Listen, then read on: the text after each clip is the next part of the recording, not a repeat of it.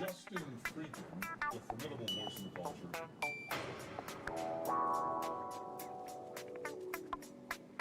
Hey Justin, are you trolling?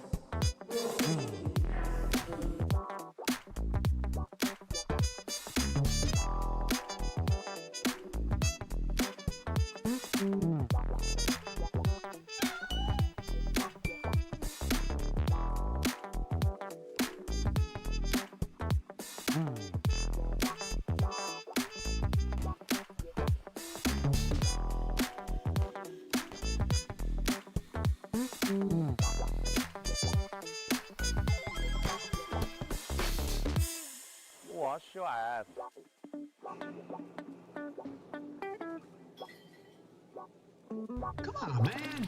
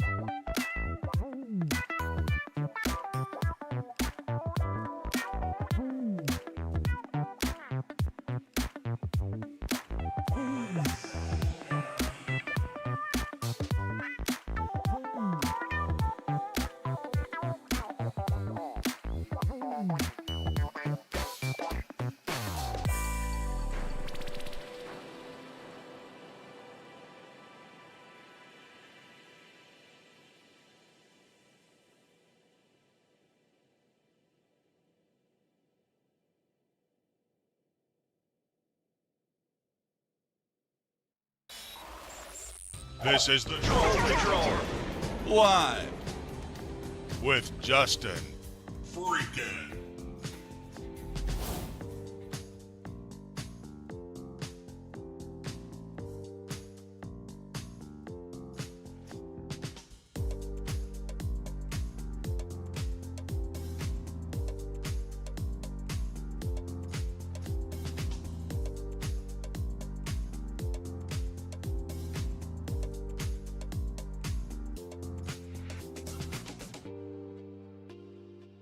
What the fuck is the Warlord?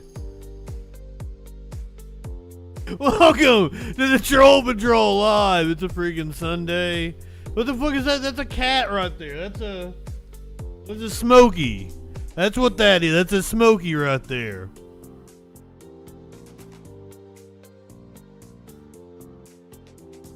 Good evening, welcome.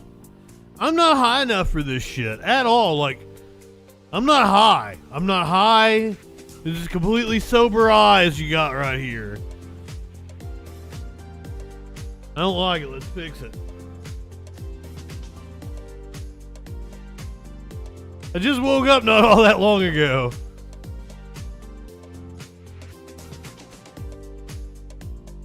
You got plenty of crime stories tonight. Well, it's a time issue. I had to get ready for this show.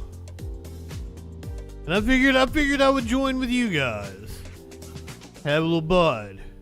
We are just a mere days away from the 2024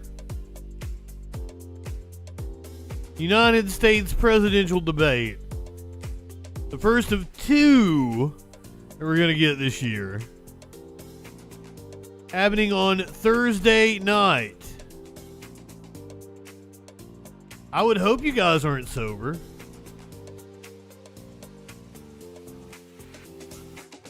I am, and I don't like it.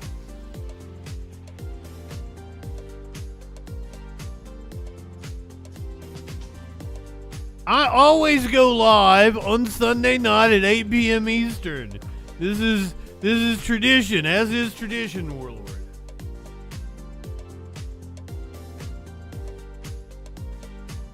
We started off the show doing Monday through Friday. And then when we launched the Freak Show, we changed the Troll Patrol to Sunday through Thursday. Now we're Sunday and Thursday. This week we're going to be Sunday, Wednesday, Thursday. Already got the show scheduled Wednesday night, 8 p.m. Eastern. Flash, Clinically, Warlord, good evening, welcome, DJ Dub. My friends. Clinically in here making threats in the chat. So once again, regular Troll Patrol show on Wednesday night. Then on Thursday, we're coming on at 7. We're going to do a little bit of news. And then hopefully we're going to get about an hour of C-SPAN calls before the debate. So I believe we're good to carry the debate on YouTube. It seems like many other outlets will be playing their version of CNN's 2024 presidential debate, so we should be good to go on YouTube. Shouldn't have to say goodbye to our YouTube, Twitch friends and go to like D-Live and Kick like a bunch of pirates, because it appears that Fox, CBS, everybody will also be showing their versions of the debate. So we should be good showing our version of the debate on Thursday night. It starts at 9 p.m.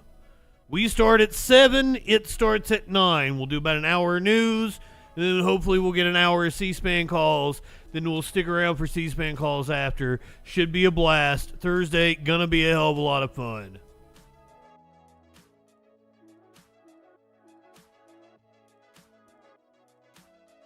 Like, didn't somebody who worked for Kick came out and said, like, they don't care about pedophiles, they don't care about exploiting minors, they don't care about shit. I heard something about they tried to lure a Twitch streamer who was dying over by offering them less money, or like, it was some crazy shit. This is Juneteenth versus the 4th of July.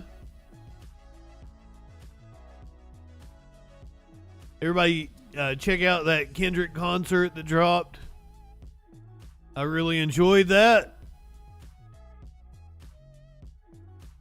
Did the Drake song like fucking 7 times.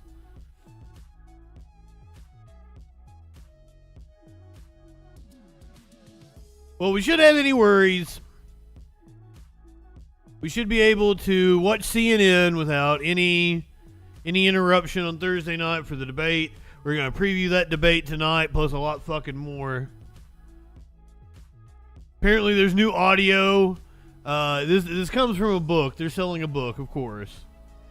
There's new audio of Trump apparently telling everyone that he lost the 2020 election. I got a man crying because he's a blue-collar worker, and Joe Biden's economy is just driving him nuts. We're going to talk about Trump's apparent VP pick. It seems that he has made his decision. I've seen that it has been narrowed down to 3 very bad picks. Burgum, Vance, and Rubio are who I've seen as the top 3 candidates. I'm still going with Marjorie Taylor Greene. But apparently Burgum, Rubio, and Vance are the final 3.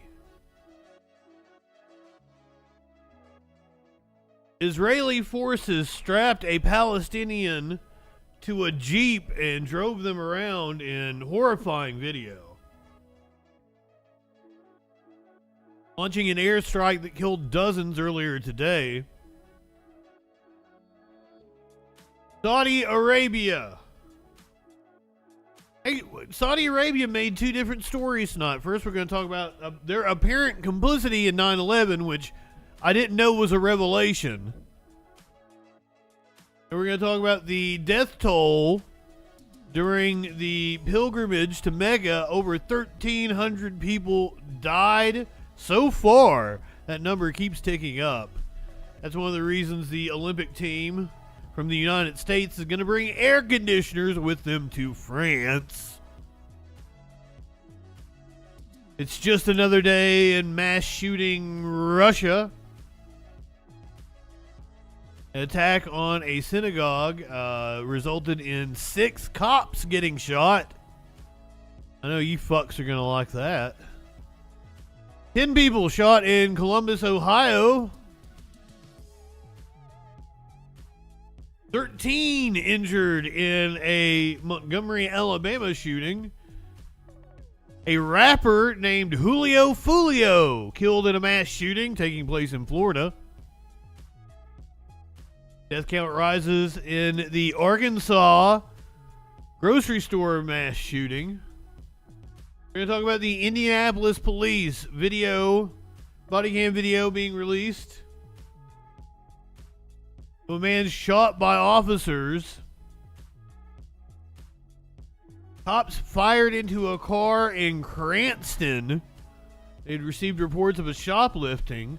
You can tell me from the video if you think they were justified to just shoot into a car. Body cam video of a Georgia judge arrested inside of a nightclub has been released. We covered that story on Thursday. Now we've got the body camera video. We're going to hear from Reggie Jackson. He was asked about race on I think it was on Juneteenth during a baseball game. Had a fantastic response that went viral. A man keeps receiving packages from Temu that he did not order, and he cannot make it stop.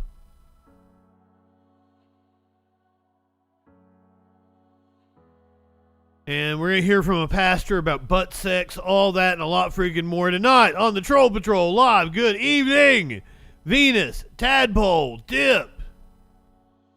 So glad to see you. Medekar, did I say that correctly? I love your little kitty emote. Sparkles, good evening.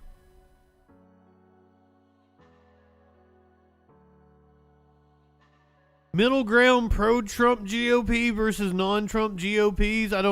What do you mean, Dip?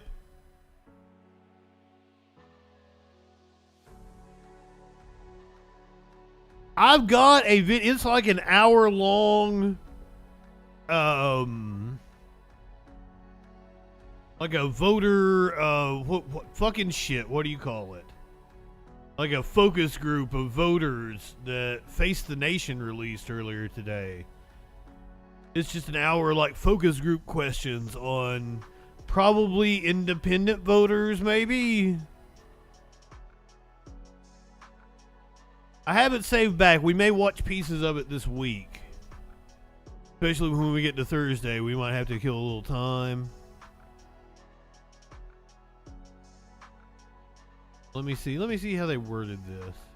I still got the 5 wildest spring break arrests on caught on body camera this year in Florida that never did get around to watching.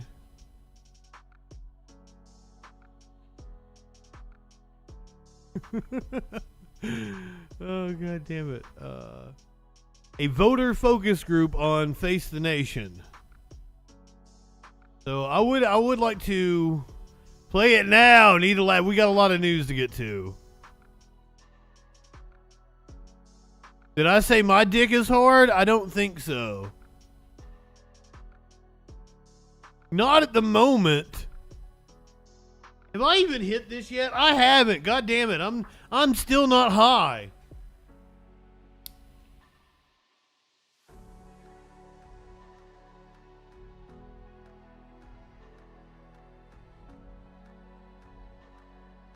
Dick is always hard, Sparkles. Speaking of dicks. I can't wait to have your cock in my mouth. I'm going to give you the blowjob of your life. Then I want you inside of me. Still not high enough. Here's your meme of the day. Juneteenth versus the 4th of July. Coming up on the 4th of July, big day for Warlord. They having the votes over there in Britain on the 4th of July. Apparently the Tories are going to get slaughtered.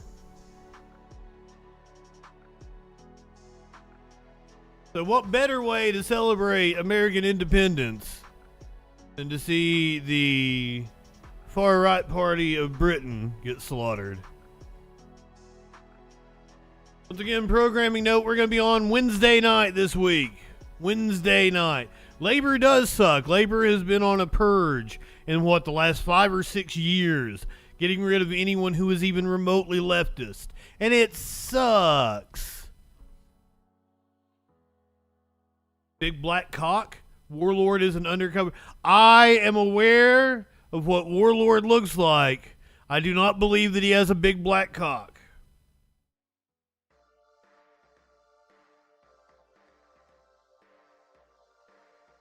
Why is my hair doing this shit?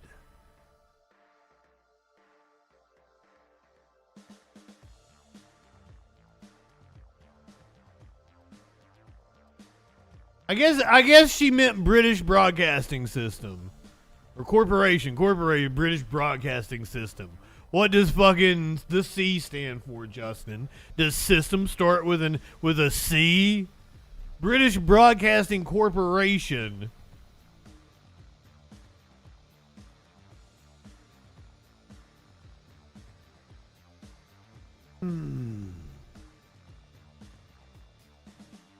A lot of news to cover tonight, folks. A lot of news.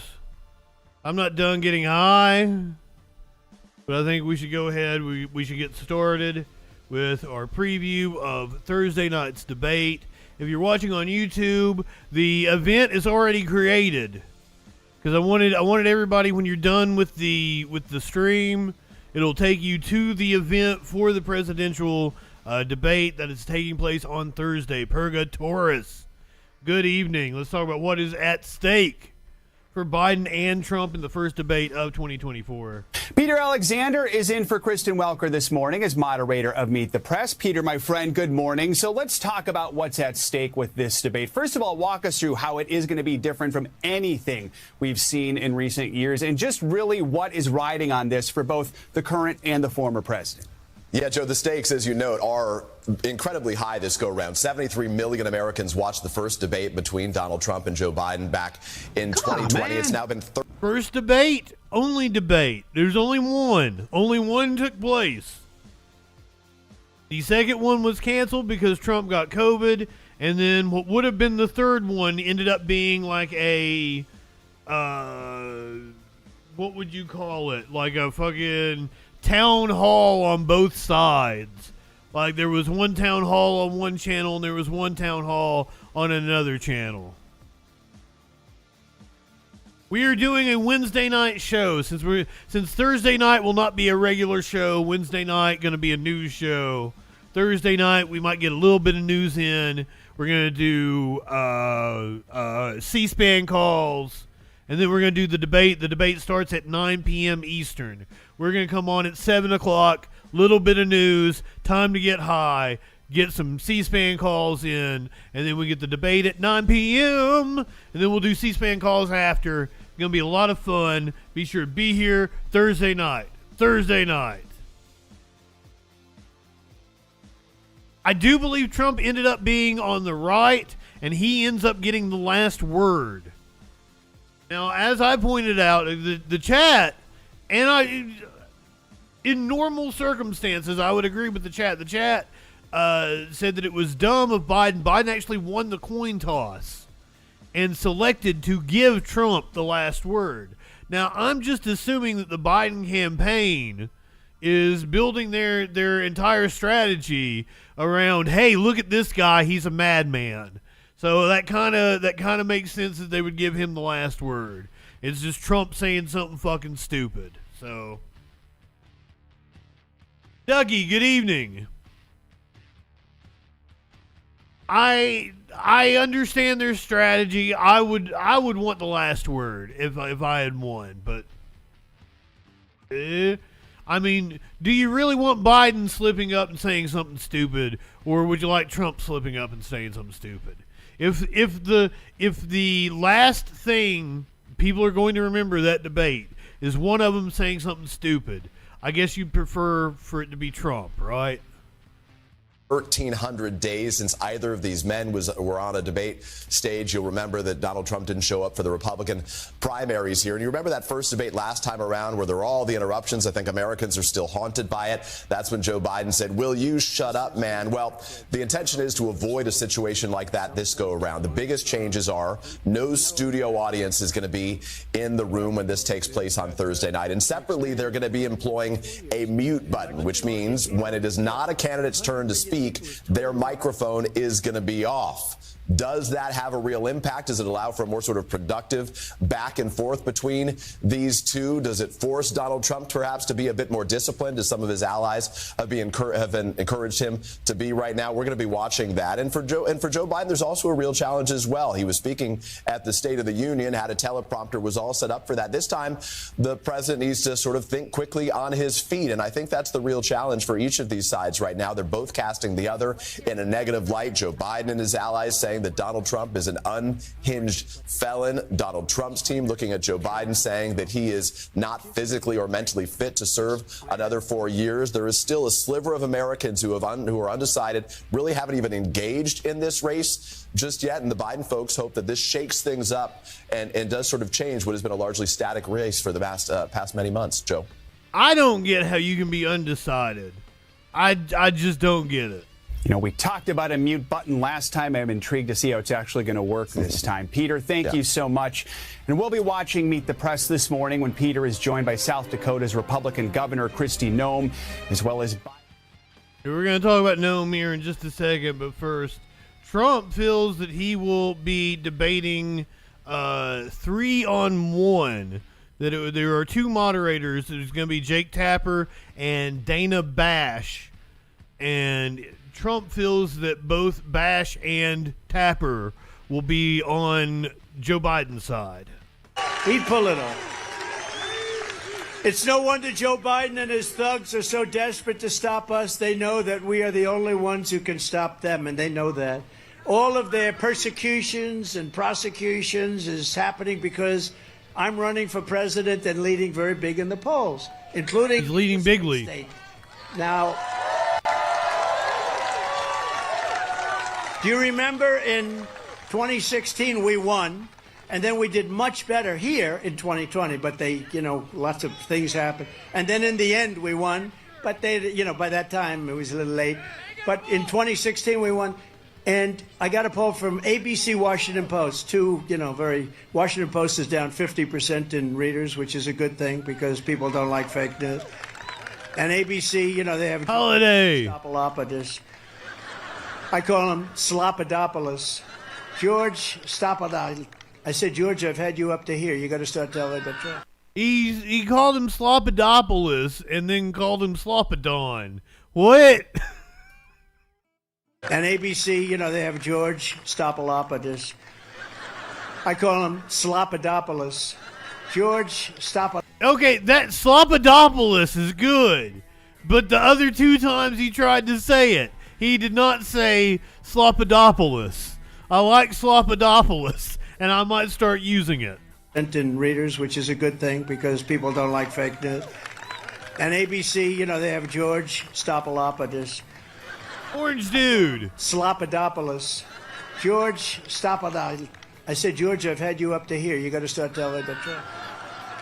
You got to start telling the truth. They're doing one of the debates, I understand. See, I agreed to this stuff. You know, I agreed to the debates. They came up to me, and they said, we're going to do a debate. We'd like to challenge you to a debate. But they didn't want me to accept, so they gave me something that I couldn't accept. CNN, fake tapper, right? Fake tapper. Fake tapper. Sit down at tables, no audience. I don't know, this thing sounds pretty unacceptable. No audience. I said, well, I think we should at least stand up. Don't you think it would be respectful? But I said, please stand we'll up. They didn't think I was going to do it. They thought I would say, no, I don't want to do it because CNN is so, you know, it's fake news. But I think maybe they'll be honest. I think fake tapper would really help himself if we're honest. But you'll see immediately if it is or not. I'll probably be Dana Bash is the other. I'll probably be negotiating with 3 people, but that's okay. I've done that before. I'll be debating 3 people instead of one half of a person. Instead of one half of a person. Apparently, new audio dropped just a couple of days ago of Trump saying that he actually lost the 2020 election. Trump makes most revealing slip yet about the big lie in new audio.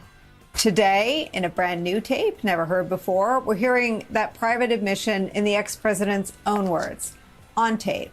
A remarkable slip of the mask, right? Trump's facade made during one of his half-dozen Dana Bash with writer Ramin Sotoudeh. It's a woman and a half. A brand new book chronicling Trump's time as host of The Apprentice.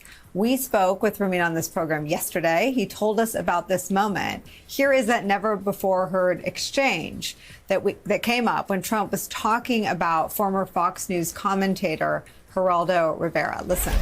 What was Geraldo like? He was good. He did a good job. Yeah. He was smart, cunning. I agree with Trump. Did a good job. And are you guys still close, or are you no more? No, I don't think so. He is. After I lost the election, I won the election, but when they said... Oh, he corrects himself. He called me up 3 or 4 times. I didn't take his call because I was so busy fighting it, you know, with what went on. And we've caught him. I don't know if you see it, but... This wasn't nothing.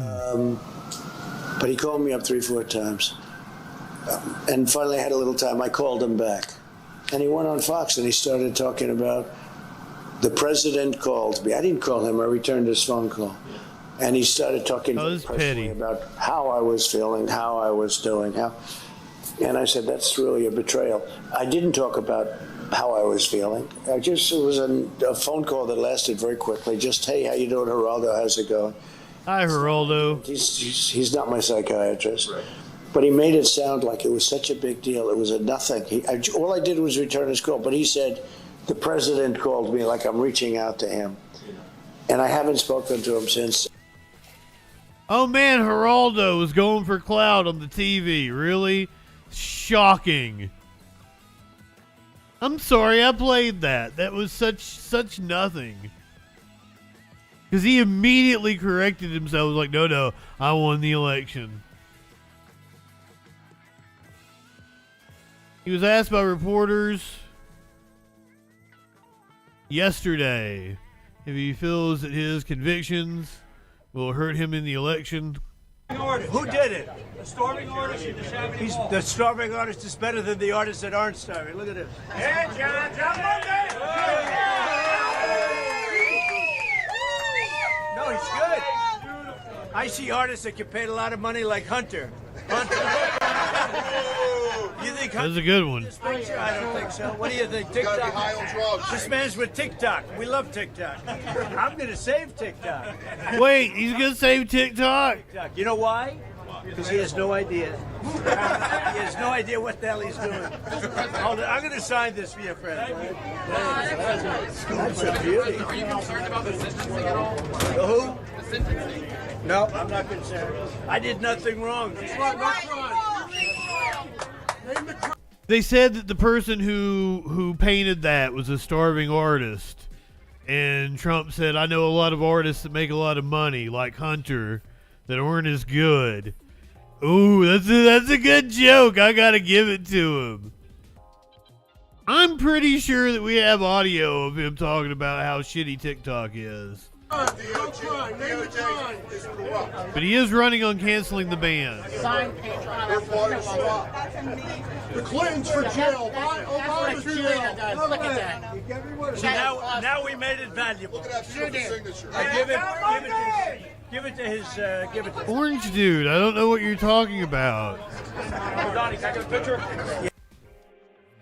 Like, there is no leader. All he does is talk. That's all he's ever been. You're saying take the high road for once in your life. Why would he ever take the high road? He's never done it before.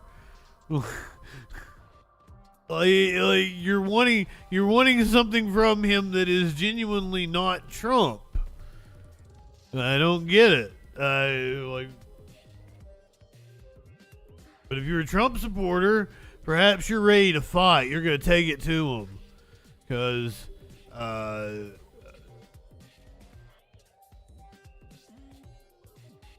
Steve Bannon is certain they're going to steal this election.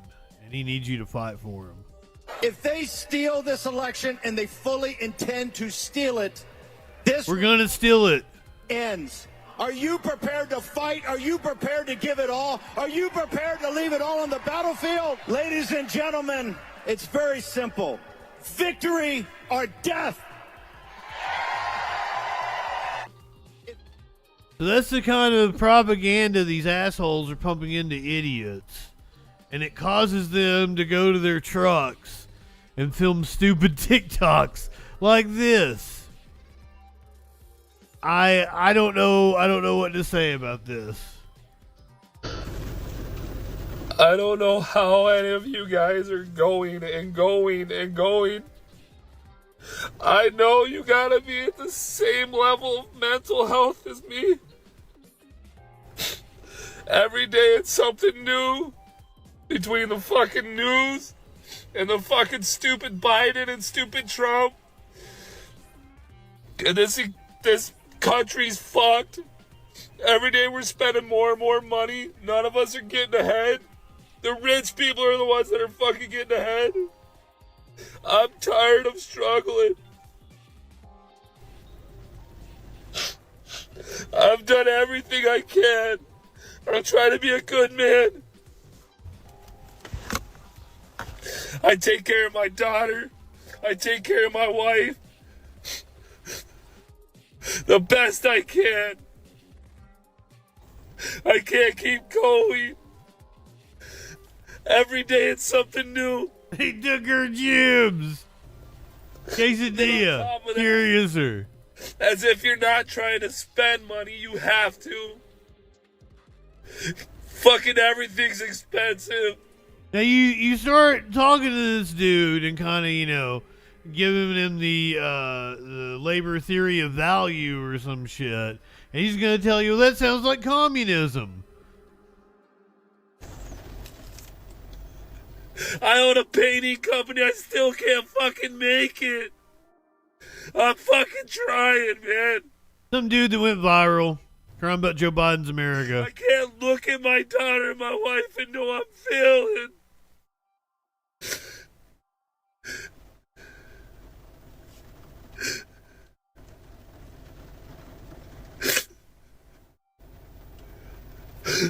I'm fucking done. Yeah, it looked like a work truck. Damn clinically. Everybody wake up. It's time to stand up. What does that mean? It's time to be tired of this. It's our turn to fucking eat. I want to eat. I want my family to eat. I want you guys to eat. Now that sounds like communism. Stand up. Let's go. Stand up, man. Let's fucking eat. I'm tired. Let's help each other. Can we? What your political affiliation? Can we bring him over? What color you are? If you are not eating and you're struggling, eat with me. Let's struggle together then. Let's be a team. That's called communism. I asked the dude, like he's a fucking right winger, posting bullshit all the time in one of those groups that I'm in. He posted some shit about like we should all come together and realize who the common enemy is. And I'm like, who do you think the common enemy is? And he's like, globalists, the mainstream media, who else? The banking cartel, big pharma. I'm like, yeah, that's capitalist, dude. But you gotta laugh from him, you know? Like he doesn't understand. No, it's just like the libertarians. They properly diagnose what's going on, they come to all the wrong conclusions. No, you just need more capitalism, and that's secure. That's letting corporations have more power. That's how you fix wealth inequality.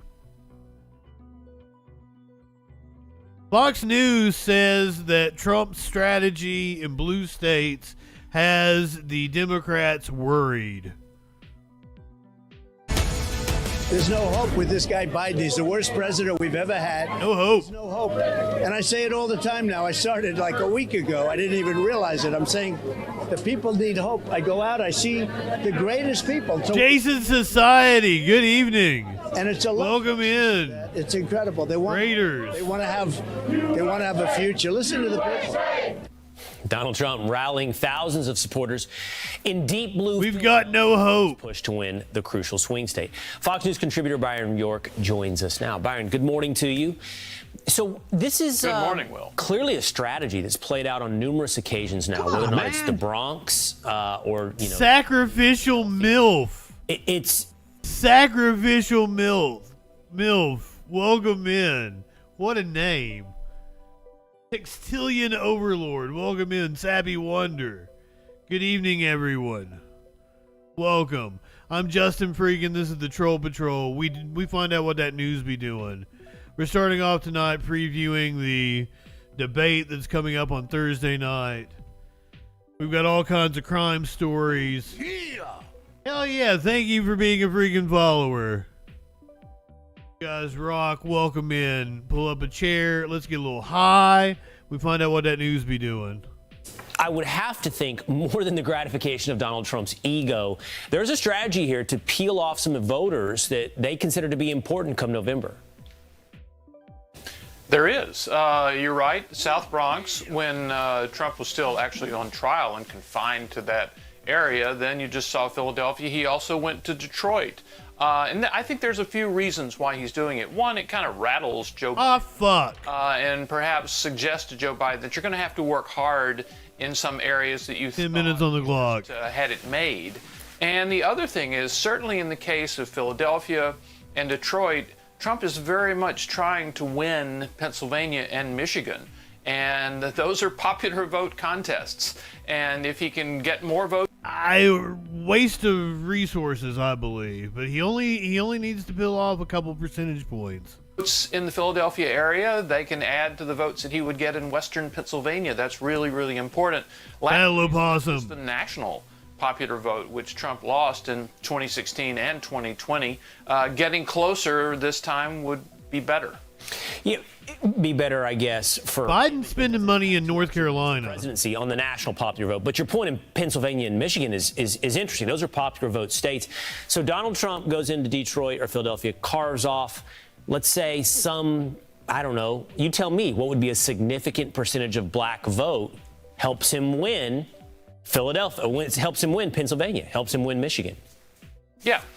Yeah, we've seen polls all over the place, nationally and in some swing states, about how Trump he does look like a more refined Jerry Springer. More to minority voters than, one, he did in the past, and two, any other Republican ever did. Jerry was pretty leftist. This is a real problem because in some areas, Democratic candidates, in this case Joe Biden, depend on almost unanimous voting from some minority communities. Mm-hmm. And if you can just take 10% of... If I'm Trump, my money would be spent in Georgia, Arizona, and then the pickups would be Wisconsin and Nevada.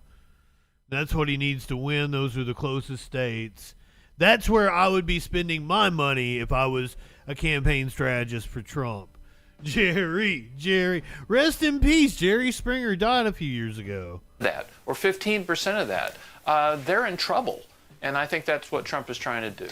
You know, Byron, we've seen the polling when it comes to the black vote, the Latino vote, when it comes to young people, all of which are trending in positive directions for Donald Trump. A lot ahead. A lot ahead. What is the constituency right now where you would say, oh, we're doing well? A lot of forehead there. We're seeing some growth among what? Suburban women? Is that going well for Joe Biden? Well, I think... Fox, good evening. It's a really tiny camp. Biden has a very, very small group of advisors that he listens to. He should listen to more people than he actually does. I think they're probably comforting themselves by the fact that some national polls have shown a slight improvement for Biden after the Trump guilty verdict on May the 30th. Our new Fox poll shows Biden up by 2 nationally, which is extremely close, but it's the first time he's been ahead at all since October of last year. Don't know if that's going to last for very long, but it's happening right now. So I think Biden might be able to take a small amount of... I think the more people see Trump, the more they're going to dislike him. The more the polls are going to go in Joe Biden's favor. The polls have also been overestimating Republicans lately. Now, apparently, the rumor is that Trump has picked his vice presidential running mate, but he has not said who it is just yet. We might get it this week, so he can dominate the news cycle going into and after the debate. The top 3 apparently are J.D. Vance, Marco Rubio, and Doug Burgum. I can't believe those are the 3 candidates that are supposedly in the top spot. I'm still going with Marjorie Taylor Greene. I think that's who he's going to pick. Someone who he's not going to pick is Kristi Noem, the governor of South Dakota. Some of our reporting that shows there are 3 names now on Donald Trump's short list to serve as his vice presidential pick. Yours is not one of them right now. Are you being vetted? Have you received the paperwork? The only person who knows who the vice president's going to be is Donald Trump. Have you received the paperwork, though? No, I haven't received any paperwork. No, I haven't. I've had conversations with the president, and I know that he is the only one who will be making the decisions on who will be his vice president. You said that having a woman on the ticket would help Donald Trump win, and he said on this program last year that he liked the concept of running with a woman. Only men, as you note, are on his short list right now: Burgum, Vance, Rubio. Would Donald Trump be making a mistake if he does not pick a woman as his running mate? You know, I think he needs to pick the best person for the job. He needs to help someone, pick someone that will help him win. And I think that President Trump is in a fantastic position to win this election. He's strong. He's right on all the policies. He needs to pick somebody who will help him win and make sure that he's back in the White House fighting for America. I need to ask you, you wrote in your recent book, No Going Back, about shooting your dog, Cricket. Of course, the blowback was intense there. Do you think that sharing that anecdote, fairly or unfairly, cost you a shot at being his vice president? You know, I would say that was a story from 20 years ago about me protecting my children from a vicious animal. So we've covered that, and any mom in those situations, when you have... Wait a minute. I thought it killed chickens, not her children. An animal that's viciously killing livestock and attacking people, it's a tough decision. The reason it's in my book is because that book is filled with challenging times and hard decisions. And it's a story, but I think many Americans will be able to read and to learn how they can get engaged with their government again. And to be clear... Thanks for watching. Shut up, Lester. Breaking news and top story. What did Trump call Stephanopoulos? Slopanopoulos? Slopadopoulos. That cracked me up. I'm into it. Let's hear what the possible Trump VP picks have said about Trump in the past. A month until the Republican National Convention, presumptive nominee Donald Trump says, quote, in his mind, he has decided who he will pick to be his VP. Last week, NBC News reported that Trump had zeroed in on two top finalists, the Ohio Senator J.D. Vance and the North Dakota Governor Doug Burgum. Senator Marco Rubio of Florida is also still believed to be in the mix. Now, all three are securely buckled in on the Trump train, singing his praises and pushing his lies. But that wasn't always the case. Roll the tape. He doesn't sweat because his pores are clogged from the spray tan that he uses. Donald is not going to make America great. He's going to make America orange. We're on the verge of having someone take over the the Republican Party who's a con artist. The best gift that you can give on his birthday is to go out and work, is to go out and vote, is to go out and win this election so he can go back in the White House, so he can save our country, and so he can do the... He is a dollar store Gavin Newsom. ...to make America great again. I'm a never Trump guy. I never liked him. I know you've been asked about this before, about past comments that you've made about Donald Trump. Okay, is he wearing eyeliner? Not that there's anything wrong with that. I'm totally down with makeup, but like it's kind of odd on a Republican. You've said I'm a never Trump guy. Never liked him. Terrible. Or has he just got really idiot pretty eyebrows? Might be America's Hitler. Might be a cynical a-hole, cultural heroine, noxious and reprehensible. We need to have people who are supporting Trump, not trying to stab him in the back. It's very, very simple. Very, very simple, apparently.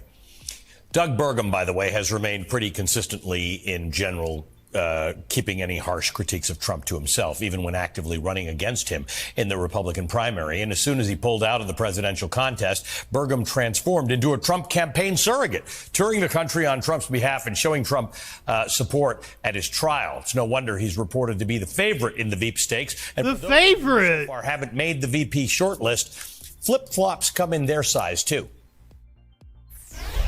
Donald Trump was totally unhinged. Unhinged. He's gotten more unstable and unhinged.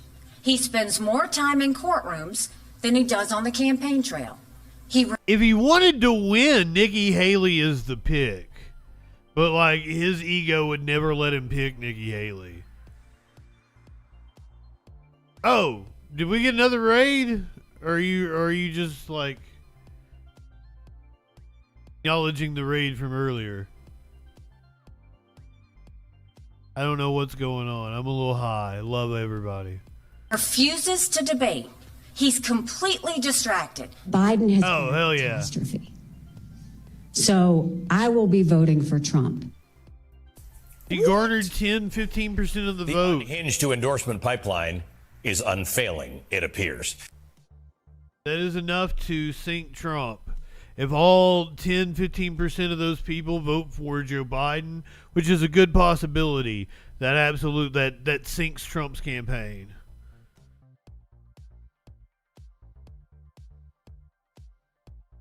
Trump very forceful about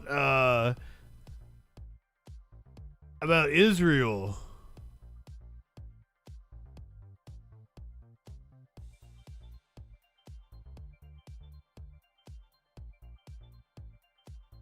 Thought possible. Together, we stood up to the communists, Marxists, and fascists to defend religious liberty like no other president has ever done. And I have the wounds all over my body. If I took this shirt off, you'd see a beautiful, beautiful person. But you'd see wounds all over me. I've taken a lot. I do not want to see what you look like with your clothes More than off. I suspect any president ever. If you took his shirt off, I would assure you I'd want to give you a titty slap. A titty slap! Come on now. You know, in history, And I've read, I love this stuff, but in history, they say Andrew Jackson was treated the worst, President Andrew. He was a great general and a very good president. And Abraham Lincoln was second worst. Now, he had a civil war, so, you sort of think that was understood. And now they're rewriting the books. Trump was treated the worst, Andrew Jackson second, and Abraham Lincoln third. But I definitely... Who's rewriting these books? They took top spot. Lincoln, who had his head shot off, wasn't treated near as bad as Trump. But I took top spot. And I'm honored to do it. And here we are looking for more. How about that? I could right now be home. I wouldn't be in court. I wouldn't be in courts all over the land. All started by crooked Joe Biden and his group of thugs. Come on, man. We restored the conscience rights and all of the things that we've done for doctors, nurses, teachers, and faith groups like the Little Sisters of the Poor. We came to their defense. I stopped the IRS from using the Johnson Amendment to interfere with the Little Sisters of the Poor? Religious leaders, pastors, not only pastors. And Joe Biden took it. Only pastors. I will give it right back. We're going to give it the right subscription back. service where you can see pastors taking their clothes off. I learned about the Johnson Amendment a long time ago. They've basically taken away your rights. You're not allowed, if you're a minister, a pastor, or other religious leader or rabbi, if you want to say things that are political, they take away your tax exemptions and they really destroy you. And I put that back, and now they've put it back. It's like a yo-yo. I'm going to put it back immediately. First day, I'm giving that back because we want to hear from our ministers, our pastors, and our rabbis, and others, by the way. I issued guidance making clear that the right to freedom of worship does not end at the door to a public school. I was the first to, and I'm the only president, I think, to convene a meeting at the United Nations to end religious persecution worldwide. The only time it's ever been done. Because he ended it. Presidents, they get elected and then they don't want to get involved. There is no more religious persecution Israel is an example. Anywhere in the world. Jerusalem. Every president for many, many presidents said we're going to do that capital. Going to make Jerusalem the capital. They're going to move the embassy to Jerusalem. And nobody did it. And I understood why, because once I got there, I had more pressure put on me from other countries. Please don't do it. Please don't do it. I did it. I did something. Orange Dude, I agree with you. In 2016, I was hoping that it would be Bernie Sanders versus Rand Paul. I was like, that's the true, showdown, the next generation of politics, and we can move on from the old liberal order. Nope.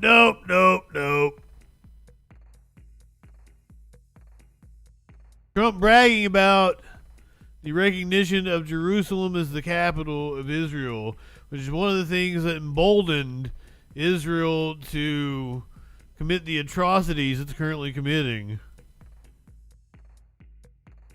I'm gonna hit the content warning on this one, because this is apparently very graphic footage. IDF forces apparently strapped a Palestinian. We don't even know if it doesn't say they were Hamas or anything. Just a Palestinian, just a average citizen to the hood of a Jeep. The Israeli military says it's investigating an incident where Israeli soldiers strapped a wounded Palestinian detainee to the hood of a military vehicle. It happened during an arrest raid in the occupied West Bank city of Jenin on Saturday and was captured on video verified by Reuters. It shows the vehicle passing through two ambulances with Palestinian resident Mujahid Azmi on top. Eyewitness Rafat Azmi. This is my cousin Mujahid. He was wounded and stayed here for about 2 to 3 hours. We were sitting here and he was wounded in there.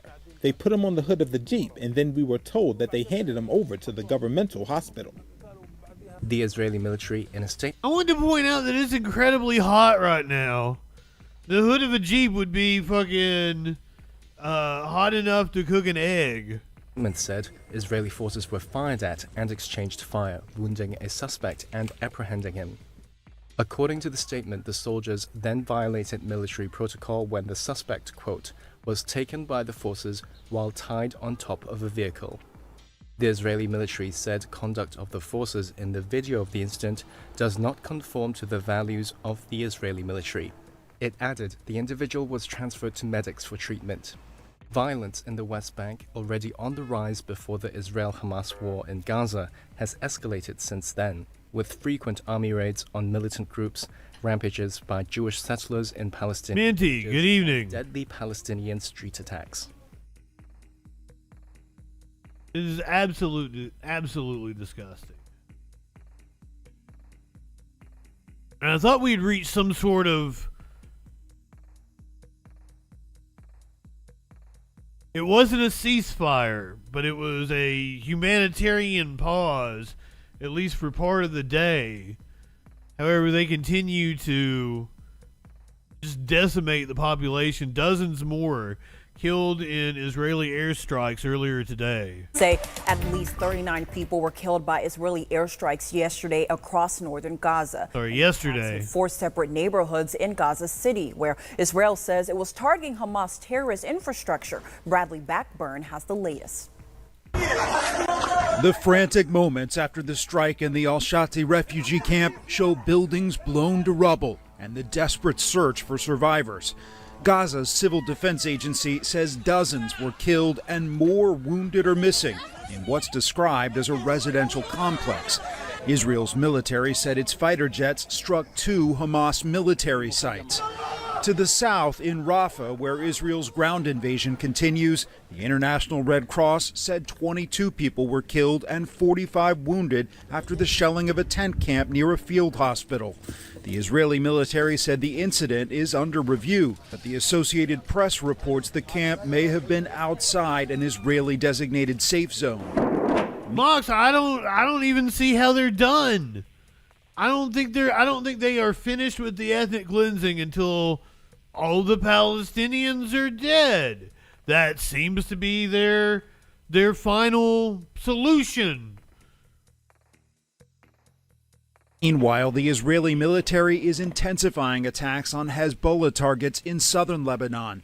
Israel says Hezbollah, which is backed by Iran, continues to fire projectiles into northern Israel. The UN Secretary General warned about the conflict turning into a wider war. One rash move, one miscalculation could trigger a catastrophe that goes far beyond the border and, frankly, beyond imagination. In the Red Sea, the Iranian-backed Houthi rebels have stepped up attacks on shipping vessels. And on Saturday in Tel Aviv, tens of thousands called for a ceasefire in Gaza and the release of remaining hostages. U.S. officials have said they believe a ceasefire in Gaza will help stop attacks along Israel's northern border with Lebanon. But the U.S. is also trying to broker a diplomatic solution to contain the conflict. I have seen multiple sources say that war is almost inevitable, just an all-out, at least regional conflict. That Afghanistan is going to war with all its neighbors. That Iran is going to war, the Houthis are going to war, that fucking Israel is going to invade Lebanon. If they truly are going to finish whatever they have for Gaza, it's clear that Netanyahu is going to move on to other targets. So would they invade Lebanon? Would they invade Yemen? I mean, it's not a good thing. Puzzlock, what's going on, my friend? All right, we get all the commercials out of the way. I'm going to get high with the people who are subbed. If you're not subbed, go refill your drink. Go use the bathroom. When we come back, we got all kinds of news we're going to be talking about. We're going to do a little more foreign affairs. We're going to talk about the Saudis' involvement in 9/11, which I thought was already, I thought it had been known. I thought it had been known for like 20 years now. Speaking of Saudi Arabia, 1,300 people died during a pilgrimage to Mecca. That's one of the reasons why the U.S. Olympic team is going to be bringing air conditioners to France. Whole lot of mass shootings. Just another day of mass shooting USA. People shot in Ohio, Alabama, Florida. We got an update on the Arkansas mass shooting that took place on Friday. We got a couple of different cop stories where we're going to be watching body cam footage. Ooh, we covered this story on Thursday of a judge that was arrested in Georgia. She was inside of a nightclub. Body cam footage has now been released. A man has received hundreds of packages from Temu that he didn't order, and he can't make it stop. And I got a pastor going to talk to us about butt sex. And if you're going to have butt sex, I do have advice for you. Life is too short to walk this earth for a crusty asshole. Wash your ass. No one should like Ronald Reagan. Worst president. Everything bad in society right now can be traced back to Ronald Reagan. But all that and a lot freaking more on the other side of the break. So you get your 3 minutes of ads out of the way, and then we'll see you on the other side. Nobody misses any content. You're just going to get a little high. Literally everything wrong with this country right now can be traced back to Ronald Reagan. I thought we already knew that Saudi Arabia was behind 9/11. I thought that was a fact.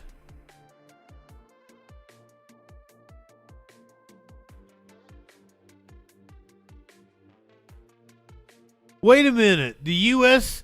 position has been that Al-Qaeda acted alone? Where are you going, orange dude? What the hell? Why are you leaving now? We haven't even gotten to the fun stuff yet. Alex Jones made a hell of a lot of money off of 9/11. See, that's a good conspiracy theory. No, like, you're not harming anybody. You start talking about how real fucking students at a school are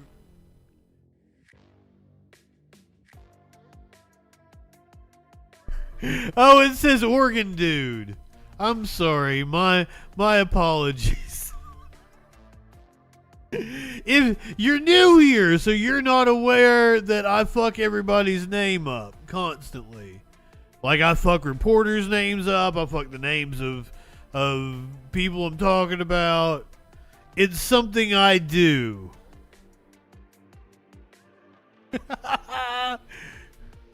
Usually somebody will point it out long before, I've made a complete fool of myself.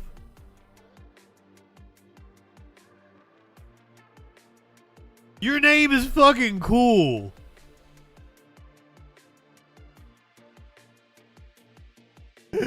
Oh, goddamn. I'm sorry, organ dude. What the fuck does organ dude? Oh, do you play the organ? Why did my mind go to, like, sex organ? Why, like, I'm thinking like I'm calling myself a giant dick dude.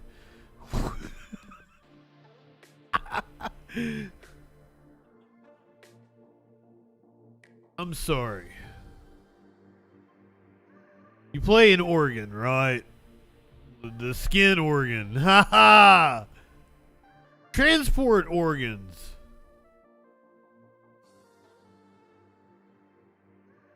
Collects kidneys for the mommy. These are all excellent guesses. Oh, fuck. All right, everybody is back for the commercial break.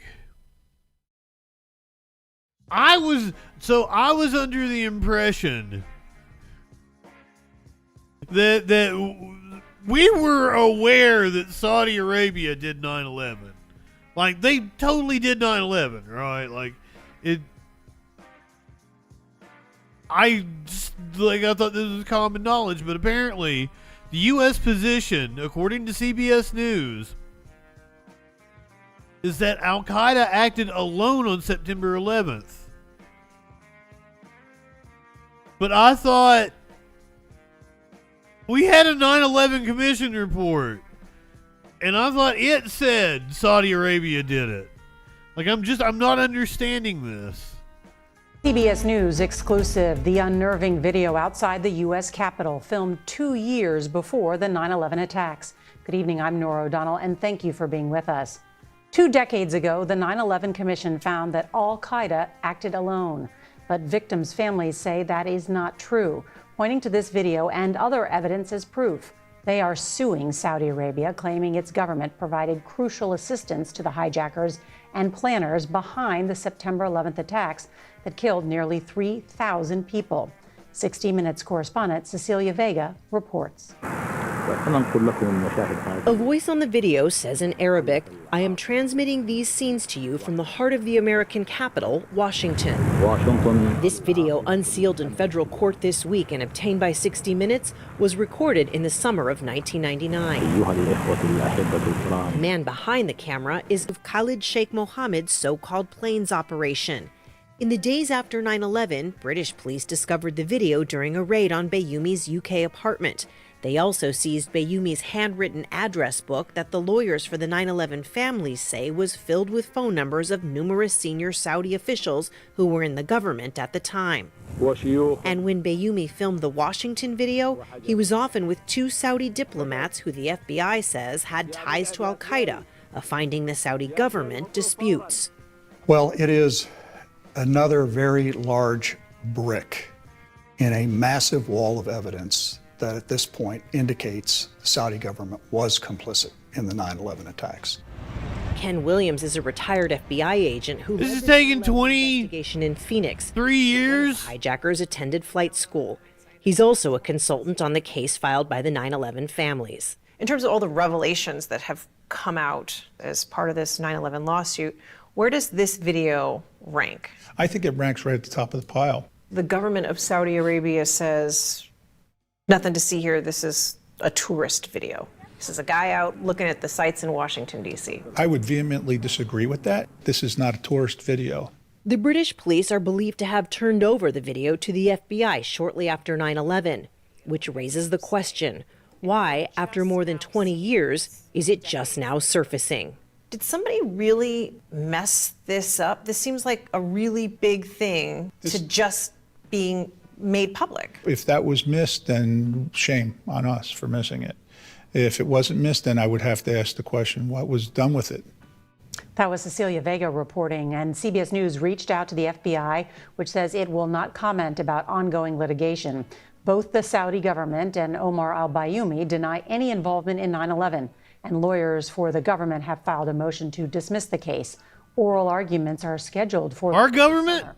60 Minutes will have more on this story in the fall. Why does our government want to dismiss the case? Now that's fucking fishy.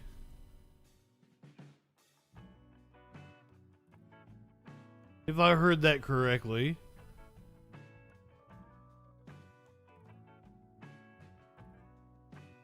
Speaking of Saudi Arabia, they had half a 9/11 die during a pilgrimage for Hajj. The death toll continues to rise. This is not going to be the final number. Amid a scorching heat wave.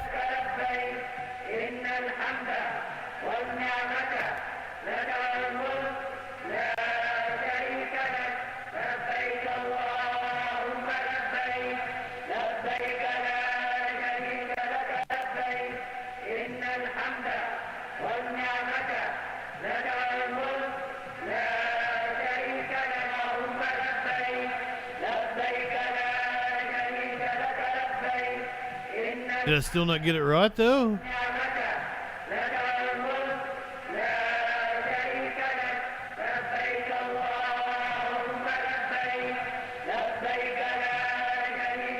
This is kind of cool, but it's also kind of creepy. I don't want to be culturally insensitive.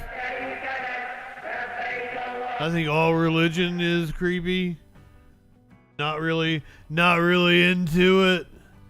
1,300 people at least have died in the desert of Saudi Arabia. These oppressive heat waves that have been blanketing the entire world. One of the reasons why the U.S. Olympic team is going to bring AC units to Paris, which apparently undercuts its environmental plan.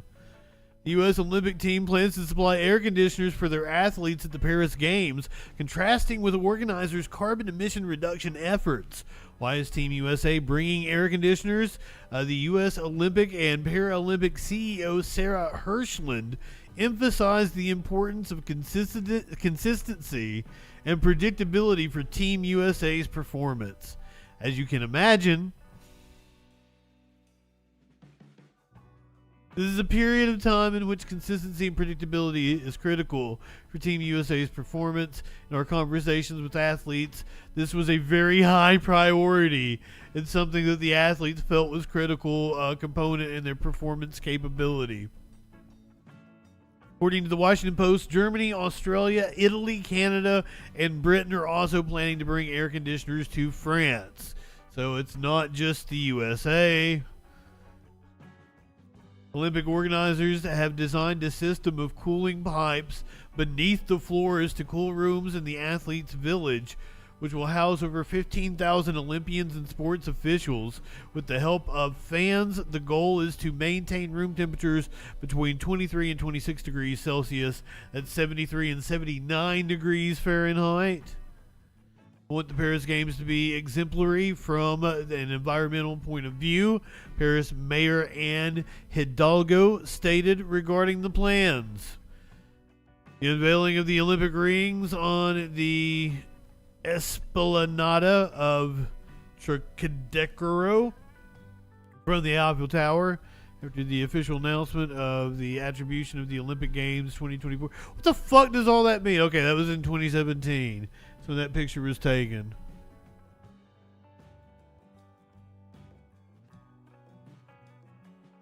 Apparently all of Europe is fucking hot right now. All of the United States is fucking hot right now. Esplanade. Esplanade.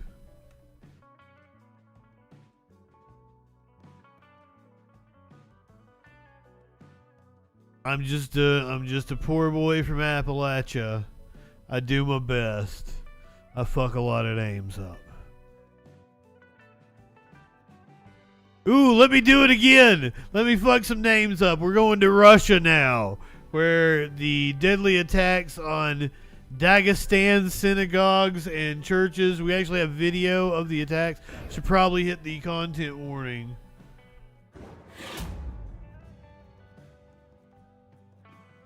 This is in Russia's North Caucasus Republic of Dagestan.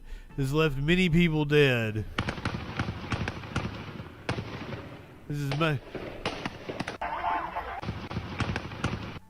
Makhachkala. Makhachkala.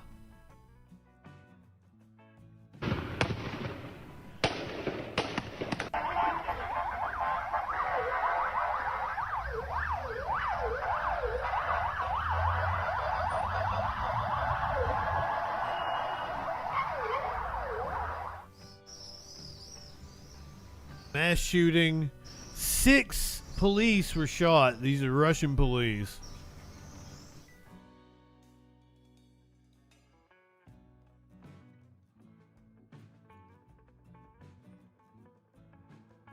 Don't even really know what this is.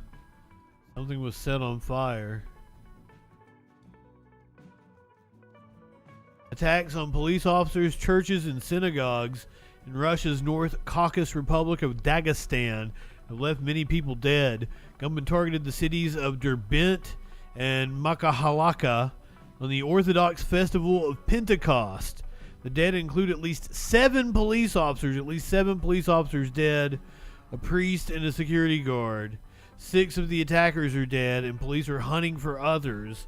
The assailants have not been identified, but Dagestan has in the past been the scene of Islamist attacks. 2 churches and 2 synagogues were targeted in Sunday's attack. An Orthodox church priest was killed in Makalaka, Dagestan's largest city. I did not say that right, I'm sure. Footage posted on social media shows people wearing dark clothes shooting at police cars before a convoy of emergency service vehicles arrived at the scene. In Derbent, home to an ancient Jewish community, gunmen attacked a synagogue and a church, which were then set on fire. An official and unofficial channel on the Telegram messaging app, the gunmen were barricaded in a building in Derbent. A police vehicle was attacked in the village of Sergakal. Police detained Magomed Omarov, head of the Sergalinsky district near Makalak. Fuck me. I shouldn't have been so excited to do this story. It'd be like, oh, let me fuck some names up. Following reports, the two of his sons were among those who carried out Sunday's attack. So he's like a politician in one of the districts. They apparently detained him. Two of his sons may have been involved in the attack. God damn it. Sorry, fuck. Anyway, you saw the video. We can get to the shootings that happened back here in the U.S. if you want to.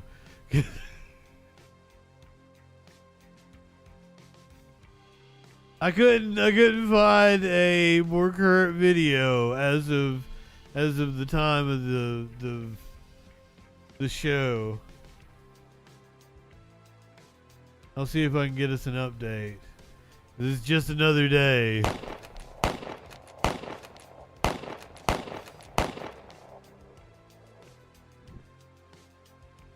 Let's go to Columbus, Ohio, where apparently the suspect is still on the run. Here on Live Now from Fox, I'm Jeanne Francine, waking up with you on this Sunday morning. It is June 23rd, and at this hour, we are following breaking news. This coming from our content partners over at Fox News Edge. They are reporting multiple people, including 2 teenagers, are injured after a shooting in the Short North Arts District early Sunday morning. They're getting this report from the Columbus Division of Police. And just to provide some context for you, the Short North Arts District, that's near downtown Columbus, Ohio.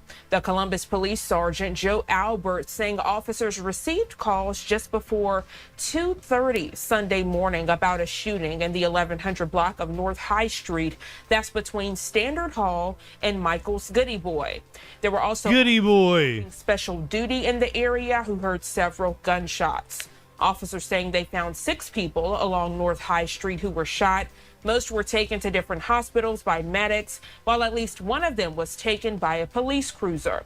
The shooting victims were all males, their ages ranging from 16 to 27.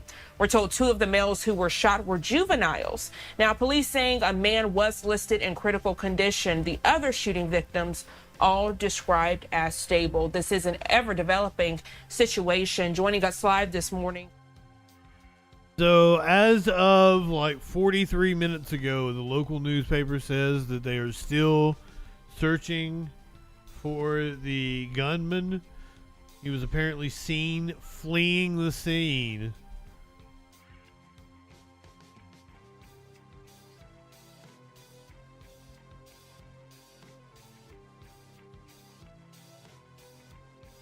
Apparently, this is from the Associated Press out of Columbus. Authorities are seeking a suspect seen fleeing in an early morning shooting in Ohio's capital. One person in critical condition. Sergeant Joe Albert told reporters that a male suspect dressed in black was seen getting into a car that fled at high speed. Police pursued the car, which at one point went the wrong way on a street, then got onto Interstate 670 and fled west. Anyone with information or video from the shooting was asked to contact police's felony assault unit.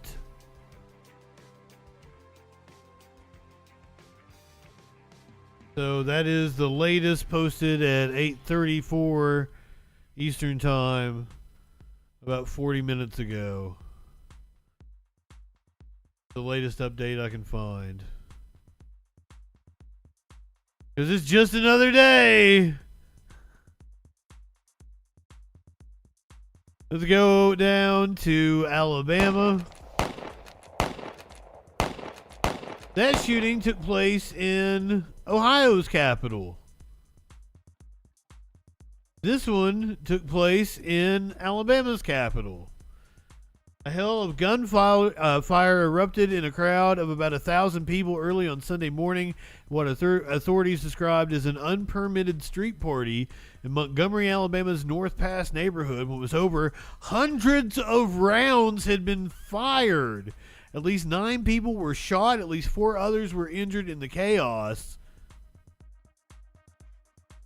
Law enforcement recovered more than 350 spent rounds from high-powered rifles and handguns at the scene. Acting Police Chief John Hall said Sunday afternoon in a news conference, as of Sunday evening, no deaths had been linked to the shooting. All the shooting victims had injuries that authorities described as non-life-threatening. 3 of the people were injured when they were struck by vehicles leaving the area. And I'm sorry, I don't mean to laugh. And 1 woman was injured by broken glass. Footage posted to social media showed at least 1 shot being fired into the air, then an eruption of shooting from multiple types of weapons. Do we have the video? Why no video?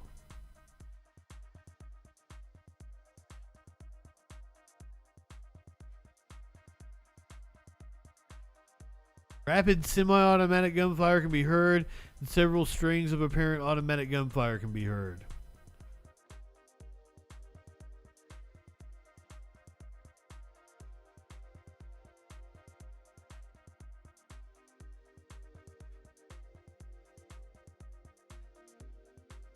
That's where we're at with mass shootings now. If no one was killed, like, fuck, it's lucky. Ah, god damn it. Yeah, reset the clock.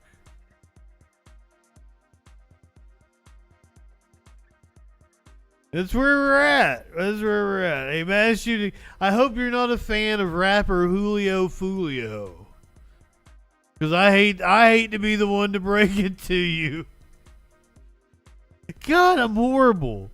I hate to be the one to break it to you that rapper Julio Fulio was killed. 3 other people were injured because they weren't chilling at a Holiday Inn down in Florida.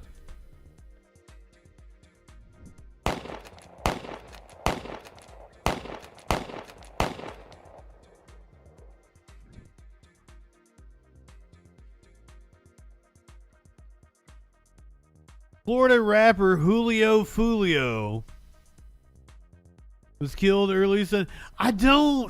That's Fujigio. Florida rapper Julio Fulio was killed early Sunday morning in a shooting in a Tampa Holiday Inn, according to numerous sources.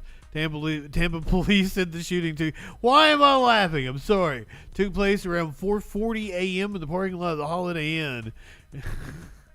What we have learned, and this is early in the investigation, 2 cars were shot at, said Joni Lewis, the public information officer for the Tampa Police Department. Lewis said officers were looking through surveillance video to learn more about the incident. They were also helping guide hotel guests around the scene. That's what it looked like out in front of the Holiday Inn. It was not a Holiday Inn Express.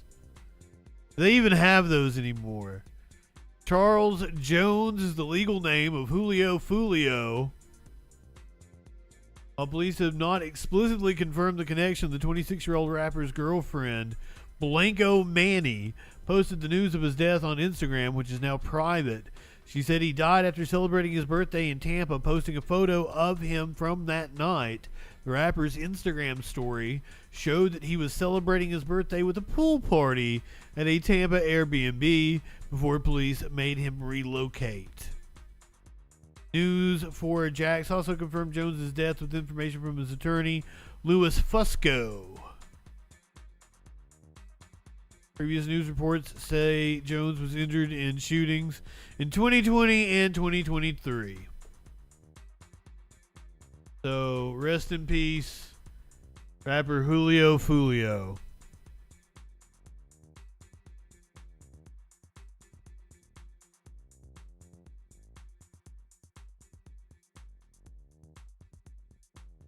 We ain't done with mass shootings. Since I last saw you, one took place in Arkansas. The death count has risen after the shooting at the Mad Butcher grocery store in Arkansas. 4 people dead. First responders in the small town of Fordyce, Arkansas today washing away the bloody remnants of yet another deadly mass shooting in America. Spraying down the parking lot outside a Mad Butcher grocery store, the scene of yesterday's shooting rampage that left 3 dead and 10 others wounded, including 2 law enforcement officers. Authorities identifying the alleged gunman as 44-year-old Travis Eugene Posey, who's facing at least 3 charges of capital murder. The suspect now held at a local jail after being wounded himself in yesterday's shootout. It's just really overwhelming. Angela Atchley says her mother, Shirley Taylor, was one of the victims killed. What has the last 24 hours been like for you? Total hell. She was our rock. Also killed 23-year-old Callie Weems, grocery shopping on a day off from her job as a nurse, according to her mother, leaving behind a 10-month-old baby. Wailing and screaming because my daughter's 23 years old. This isn't supposed to happen to her. NBC News also confirming the 3rd victim killed as 50-year-old Roy Burton Sturgis, according to his daughter. This graphic video appears to show a man with a long gun pointing and shooting at cars in the parking lot outside the grocery store Friday, though police have not verified it is the suspect named in the case. Well, I mean, how many? Well, it is Arkansas. I was gonna say how many crazy white dudes you got running around with long guns, but it's Arkansas, so you know probably a lot. The answer's a lot. It was rough, man. I seen people lying in the parking lot. Didn't know if they were dead or not. This Arkansas community now among the latest trying to find peace in the aftermath of senseless gun violence. Priya joins us now from the scene of the shooting. Priya, what more have we learned about the motive in this shooting? Well, law enforcement officials who were briefed on the shooting tell us there are no indications of any sort of extremism as a motive. Jose? I got you. Yeah, we're gonna listen to Julio Fulio, but first, like, we got the TMZ in just the last few hours here, posting the it's the aftermath. I thought we were gonna have the video of the shooting.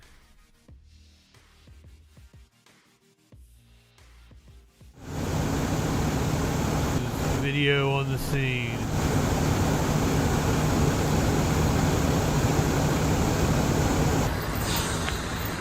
And 24 on scene work done. I'm gonna pick his newest video. I'm just gonna go YouTube. No. I'll pick the one he's got highlighted.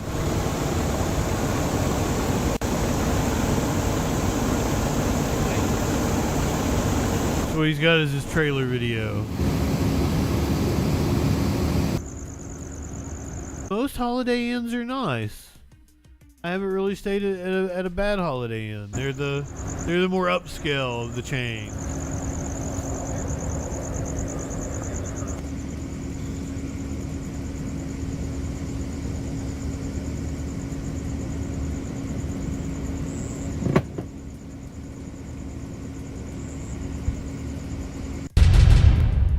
Thank you, TMZ.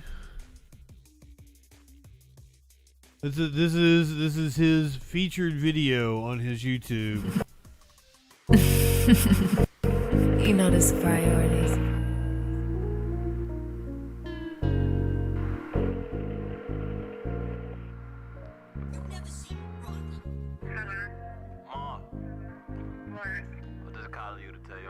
Which one's Julio Fulio? Cause you know me, I be on drugs. I'm stressing. Percocets, weed, you know. I love you though. I love you.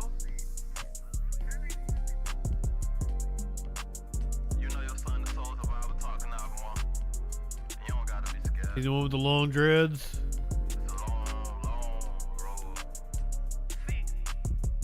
From them blue lights, ain't ducking from no gunfight. Told my mama pray for me, yo baby, live that slum life. I need GPS, my dogs I lost that I can't get by. What's on his finger? They live in that bum life. Me stranded, abandoned. You can't afford a Band-Aid, motherfucker? Me stranded, abandoned. 6.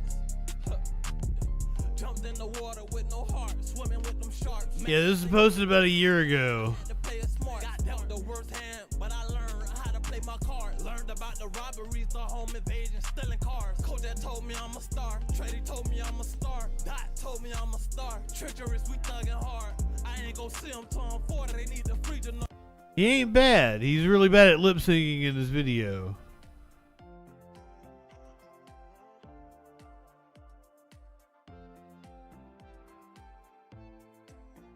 He apparently dropped his location on one of his social medias. And that's how they came and fucking shot him. 'Cause it's just another day.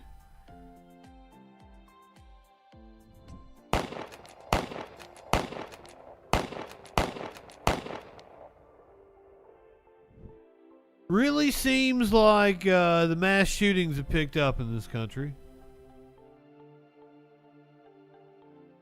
Is it just the summertime? People snap during the hot weather?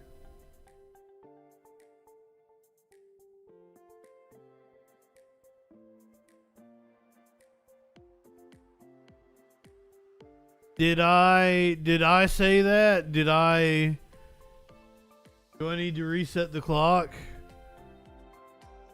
Is that what you're telling me, Mox? Ah, god damn it.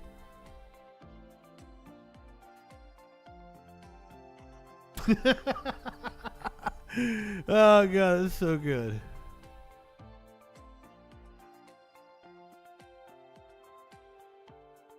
Oh. Where are we at? Alright, we're in cop videos now. You ready for cop videos? Oh, we gotta show a cat first. Yeah, sometimes it takes me a while to get through the 10 minutes. It's hard. You have a request? Socks and Smokey are right here. Maynard I would have to go find.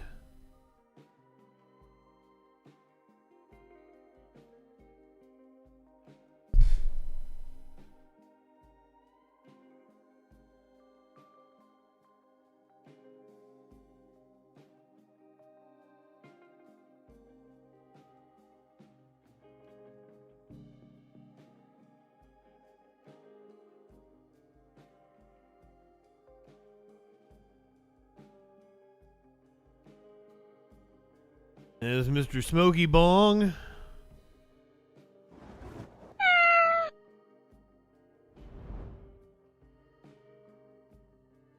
Maynard's been in here with me all day, but he is not currently in here. He is in his bedroom, I do believe. Master Maynard sleeps alone in there. Where are we at? Oh yeah, cop stories. I was warning you about cop stories. Do I need to hit the content warning? We're going to Indianapolis, Indiana, where the Indianapolis Metro Police Department has released edited video of a man shot by officers on the city's north side. The incident happened on May 2nd. Indianapolis Metropolitan Police Department released edited video Thursday that shared what led up to officers fatally shooting a 35-year-old man who allegedly pointed a gun at one of the officers on the city's north side. While responding to the scene, officers got an update from dispatchers that a man matching the suspect's description was on a woman's front porch, waving a gun and making threats. He has a gun. He has put it in front of my face, and he cranked it against a metal bar to let me know it's real, the woman can be heard saying on the 911 call. IMPD said 9-year veteran Officer Randall Buck and 6-year veteran Officer Ivan Flick, what stupid names, arrived to the scene and found 35-year-old Lamar Brandon Qualls on the porch. Doorbell camera video shows Flick walk up to the porch where Quells can be heard saying, "You're fine, you know me. I wouldn't do this if it wasn't what I think it is. If I'm wrong, tell me, please." Indianapolis Metro Police are releasing edited body-worn camera video. I'm Anne-Marie Tiernan. And I'm Scott Swan in tonight for Felicia. So these videos were edited by the police department. They show 2 deadly police shootings. The first shooting happened May 2nd near 39th and Broadway. The other one took place May 15th on Apollo Way. That's near 71st and Zionsville. And we want to warn you tonight, you may find some of this video disturbing. Our Rich breaks down what we can see. On May 2nd, 35-year-old Lamar Qualls was seen with a gun walking around Coburn Place, a women's domestic violence shelter. There's a guy outside the facility waving a gun at people, saying that he's a felon and claiming that he will shoot people. Before officers arrived, police got another call from a woman at a house near 39th and Broadway. And he has a gun. He just put it in front of my face and cranked it up against a metal bar to let me know it's real. He's currently on my porch trying to solicit electronics for sale, but he's kind of babbling off crazy stuff. 2 officers arrived and confronted Qualls on the porch. You're fine. You know me. I wouldn't do this if it wasn't what I think it is. If I'm wrong. He does have a gun. Bro, hands up! Stop. Hands up! A freeze frame shows Qualls pointing a gun at Officer Ivan Flick before he and Officer Randall Buck both fired their guns. Qualls lost control of his gun as he was shot multiple times and died. I spoke to a woman who lives here. She says no one here knows Lamar Qualls or why he ended up on their front porch. The other video released is from a May 15th search for 26-year-old Kelvin Chandler in a neighborhood near. He pointed the gun at him. Chandler allegedly shot a man at the house where he was staying. Officer Joshua Fries found Chandler about 30 minutes after the initial call. Stop! Stop! Stop! Where? Shots fired. Chandler and Fries exchanged gunfire. Chandler was found unresponsive behind a house and died. The officer was not injured. In Indianapolis, Rich Nye, 13 News. So the man that Kelvin Chandler allegedly shot is expecting a full recovery. Both of these deadly officer shootings are still going through internal and external reviews. Well, if he's expected to recover, how is that one deadly? I'm confused on that one, other than that. Where's Cranston at? Does anybody know where Cranston's at? Some of these news stories. Is it in Rhode Island?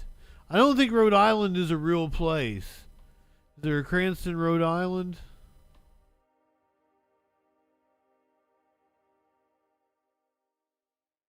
Police in Cranston decided to, apparently this I believe it's fake. Apparently there was a theft, and this cop thought this car was a suspect. Hey, shut the car off.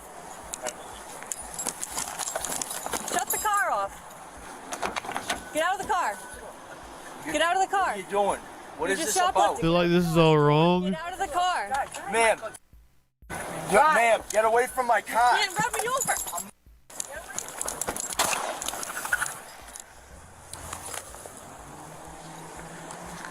207, shots fired. He just shot into a car that was pulling away. It happened about a week ago in Cranston, Rhode Island. 207. He's trying to run me over. He's trying out his car. We're on the highway. I lost him heading towards Providence. He did not try to run you over. 95 north, we have shots fired. Any unit that can respond then. One will be close up.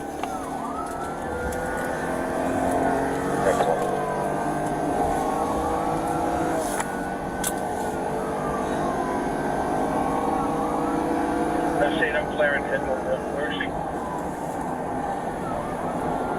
I believe she's at Reservoir Route 10 north. The car fled 95 northbound. We're on into the city right now with state police.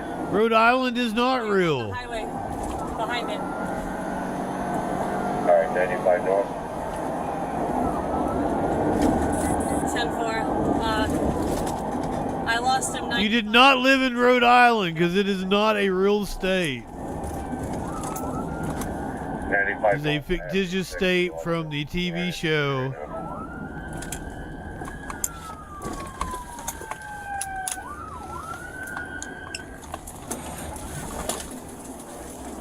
If Rhode Island was real, it's really small.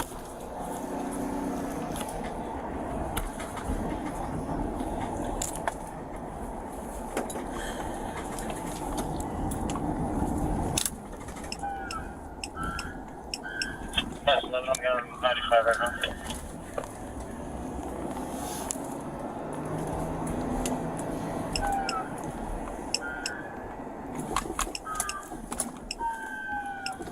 Her siren sounds like it can't get it up.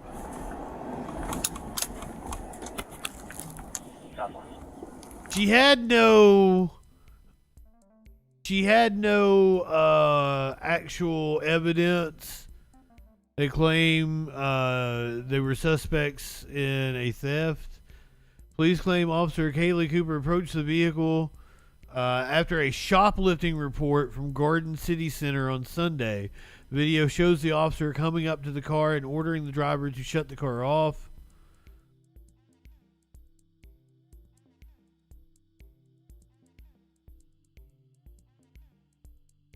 It's unclear in the video if the officer was struck, but the department had previously said that the vehicle ran over the officer's foot. She was treated at Kent Hospital. The rest of the video is a short pursuit as Cooper loses the vehicle and pulls off the highway. The suspects were caught in Massachusetts on Tuesday. They were identified as Michael Campagna and I don't know why that's funny to me. I'm sorry. And Megan O'Brien. Both are facing felony assault and or battery, assault on a police officer, reckless driving, eluding officer, obstruction of an officer in the execution of duty, resisting arrest, and conspiracy. Hope they have a good lawyer and I hope to get off.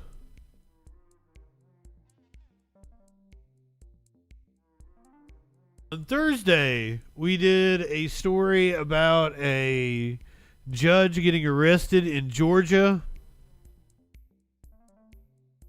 Yeah, there was no charge for theft. So kind of odd. What was did you just make up the whole theft thing? I don't think she had any reason to. Like, it seemed very unconstitutional how she's just like shut off the car and opens the door and shit. That is wild. In Georgia, a county judge in Douglas County was arrested at a nightclub in the ritzy part of Atlanta. Police have released body camera footage. Snicks, good evening. Atlanta police released new video showing the arrest of a Douglas County judge. It shows probate judge Christina Peterson's encounter with police before, during, and after she was arrested and booked into the Fulton County Jail. Ma'am, Take me where you want to take me. I can't take No, you. I don't take have any me. identification on And me. I don't care. You don't need identification. You have I locked do. people up and you have picked up dead bodies when you don't know who bodies it was, Ma'am. but you picked them up. Ma'am. Take me where you need to take me. How drunk is she? In the back of the squad car, there she is again engaging with police before she's rushed to the ground and placed in handcuffs. The night this happened, an Atlanta police officer was working a security detail at the Red Martini Lounge in Buckhead. Police say the officer overheard some commotion, stepped in to de-escalate it, and that's when Peterson physically got involved with police. Police also showed video of what happened when they got her out of the squad car. Stop touching. I got it. I can walk on my own. Don't touch me. Don't touch me. Don't touch me. I got it. I can walk on my own. Don't touch me. Peterson is now being charged with simple battery against a police officer and felony willful obstruction of law enforcement by use of threats. Also bullshit charges. The judge and her attorney held a news conference yesterday. She says she was wrongfully arrested and now wants the charges dropped. I'm on her side.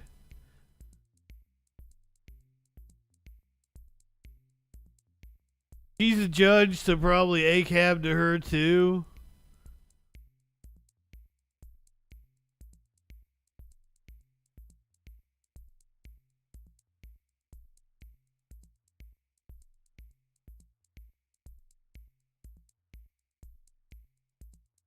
She's just having a little party.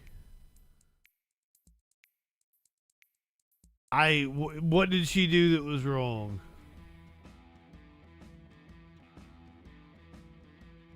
I have not watched this, but apparently this clip went viral. Sacrificial milk, can you put it in the Discord? I will totally check it out. Cops always be de-escalating. This clip went viral on Twitter, and apparently it's pretty good. Reggie Jackson was a baseball player, and he was on with one of the sports ball team commentator people on Fox. I have no clue what I'm talking about, and this clip was apparently really good. Reggie, the baton has been passed for over a century here. We've been talking earlier about if it wasn't for the Willie Mays, the Jackie Robinson, the Reggie Jacksons, the three of us wouldn't have an opportunity to play. How emotional is it for you to come back to a play that you played with one of the greatest teams around? Alex, when people ask me a question like that, it's like coming back here is not easy. The racism that I played here, when I played here, the difficulty of going through different places where we traveled. Fortunately, I had a manager and I had players on the team that helped me get through it. But I wouldn't wish it on anybody. People said to me today, I spoke, and they said, you think you're a better person? You think you won when you played here in Concord? I said, you know, I would never want to do it again. I walked into restaurants and they would point at me and said, can't eat here. I would go to a hotel and they say, then can't stay here. Wow. I went to Charlie Finley's country club for a welcome home dinner and they pointed me out with the N-word. He can't come in here. Finley marched the whole team out. Finally, they let me in there. He said, we're going to go to the diner and eat hamburgers. We'll go where we're wanted. Fortunately, I had a manager, Johnny McNamara, that if I couldn't eat in the place, nobody would eat. We'd get food to travel. If I couldn't stay in a hotel, they'd drive to the next hotel and find a place where I could stay. Had it not been for Raleigh Fingers, Johnny McNamara, Dave Duncan, Joe and Sharon Rudy, I slept on their couch 3-4 nights a week for about a month and a half. Finally, they were threatened that they would burn our apartment complex down unless I got out. I wouldn't wish it on anyone. The year I came here, Bull Connor was the sheriff the year before. And they took minor league baseball out of here because in 1963, the Klan murdered 4 black girls, children, in 11, 12, 14 years old at a church here and never got indicted. They were from the Klan. Life magazine did a story on them, like they were being honored. I wouldn't wish it on anyone. At the same time, had it not been for my white friends, had it not been for a white manager, and Rudy, Fingers, and Duncan, and Lee Myers, I would have never. Duncan. I was too physically violent. I was ready to physically fight some. I'd have got killed here because I'd have beat someone's ass, and you'd have saw me in an oak tree somewhere. Reggie, I can't even imagine. It's awful. Why the white guy got to be the one to talk? Appreciate you sharing the rawness and the honesty of it with our audience. I mean, really, we love you, Reg. Yeah, thank you. Quick history lesson right there. That's a great history lesson. Reggie Jackson telling us all about it, preaching. Wow, that's unbelievable. The great Reggie Jackson, the Hall of Famer, joining us here, and we've got more to do. God damn, that was awesome. All right, totally see why that clip went viral. I'm not a pre-watch Andy. That was the first time I'd seen that. I didn't realize how powerful it was going to be. That was fucking amazing.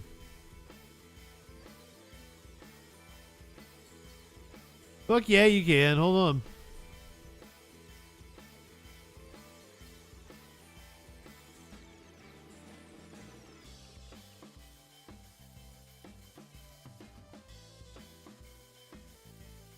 Boom, Reggie Jackson.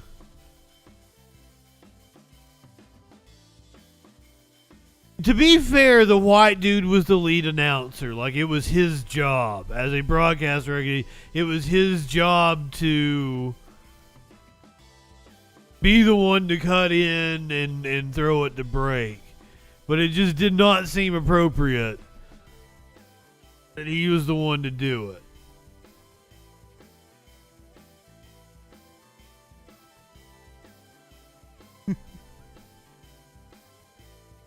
So, a blind diner owner serves up comfort, fare, and comedy. Diners dot the roadways all throughout the state of New Jersey. Our Steve Overmeyer from our New York station, WCBS, takes us to one that is serving up classic fare and laughter, sight unseen. Hey, Julio, trucker special over medium, bacon, egg, and cheese, bacon, cheese omelet. No toast. I'm hungry now. Vintage Diner in New Jersey, the coffee is hot, food is hearty, and the laughter flows. You better not screw this up. I have a 31-year streak, okay? Thanks.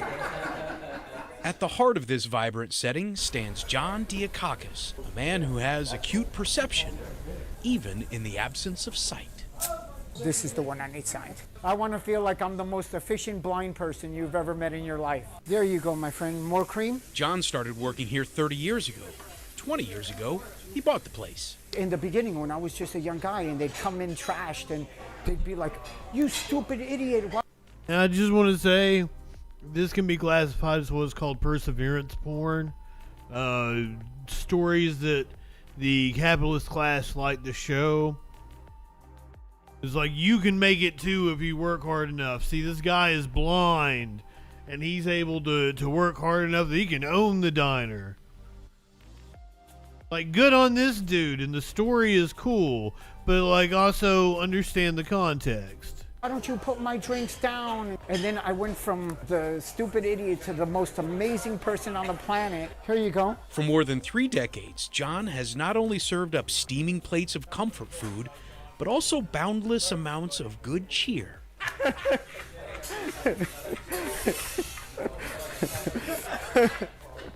You weren't expecting that.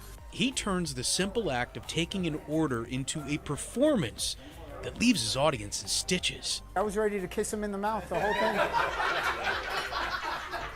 And turned the tradition of busting chops into a fine art. You need menus? I know you guys can't read, but do you need menus? He's an insult comic. The best parts about coming here is, you talk to John, you interact with him, and he doesn't know that you're smiling, but he feels that you're smiling. Okay, what would you like? I need over with bacon, home fries well done to go, and an eggs Benedict with the home fries well done, but the hollandaise sauce on the side. My disability is... Oh, that sounds so good. I don't even call it a disability.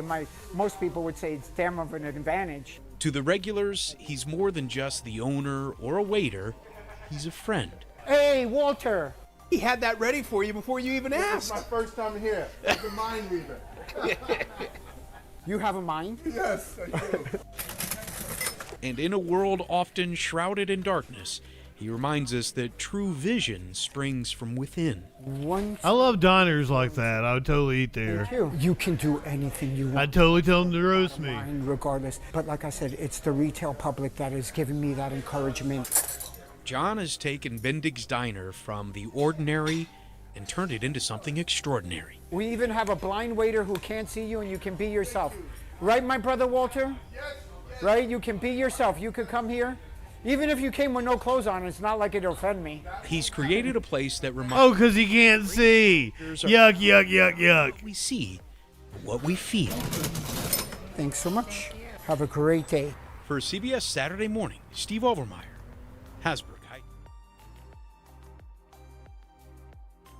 I like this story. I like hearing about diners and shit. Hold on, Smokey's getting in my lap.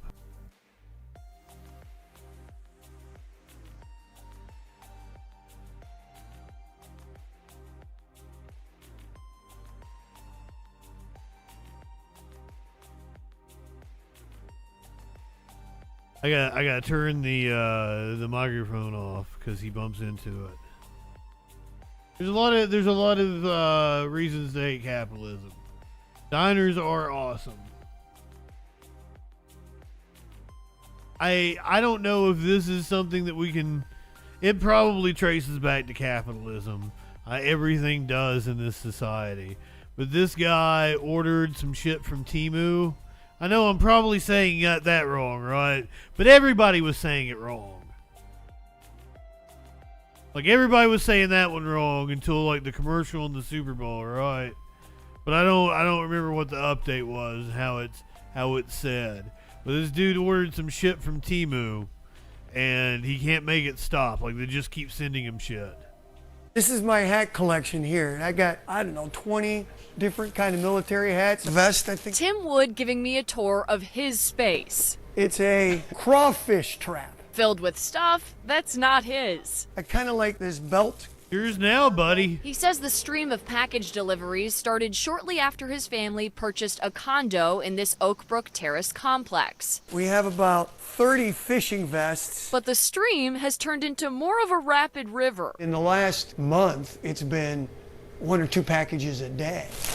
And what he admits was kind of entertaining at first. You know, it's like Christmas every day. Not so Christmas spirited anymore. It's just too much stuff now. He says it's not clear where some of this came from. It's all Chinese. But says it's Temu. That's what I was getting ready to say, Minty.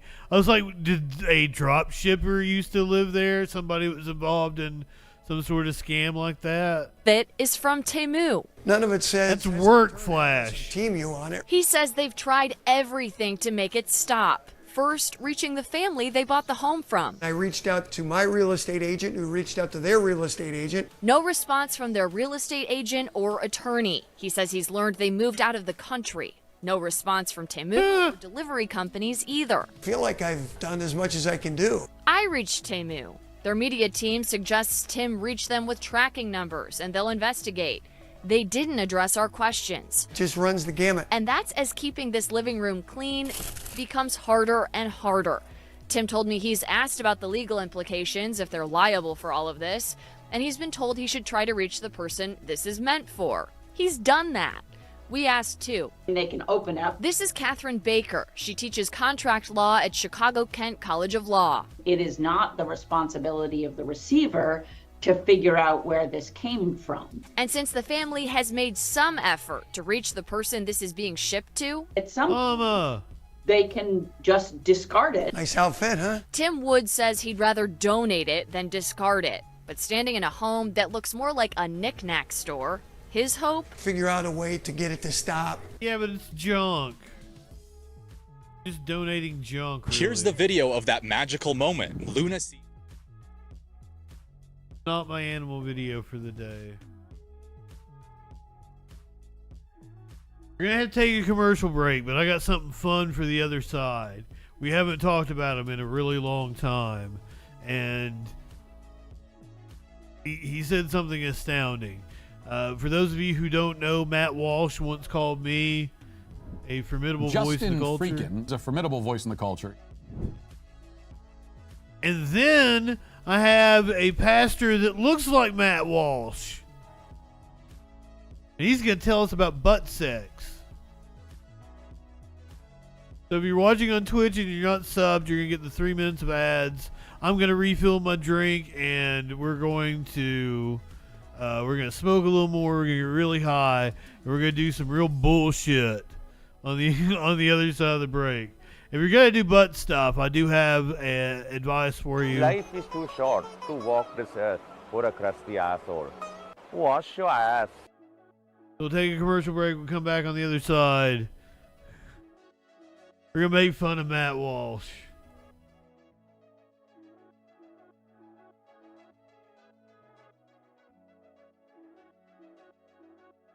I have not watched The Boys. Everybody keeps telling me I should.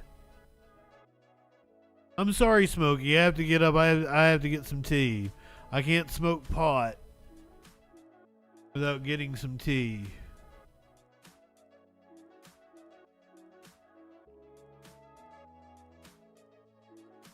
Here's a Smokey Bong.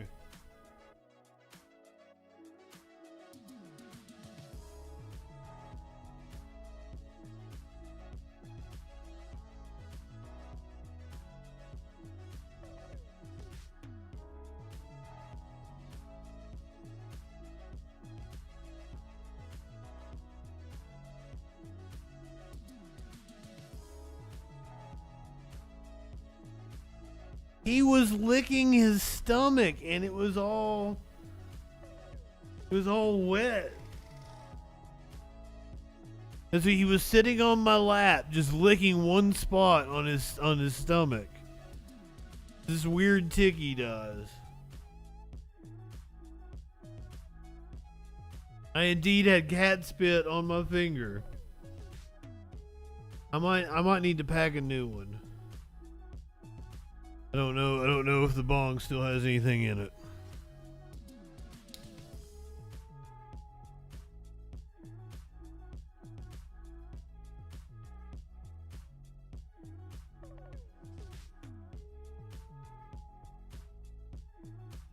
Oh yeah, that is solid.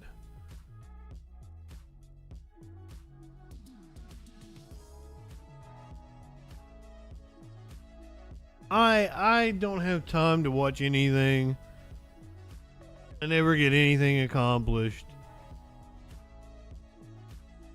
I feel so unproductive. I am lucky that Battle Opossum tried to video call me and it woke me up. I might have overslept the show tonight. Lucky for me already, I put everything together. I had put the show together long before I fell asleep.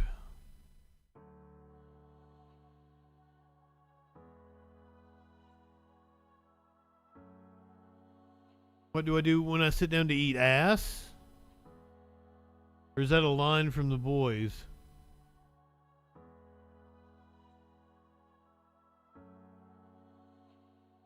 I'm like time that I would be watching something. I guess I'm playing video games.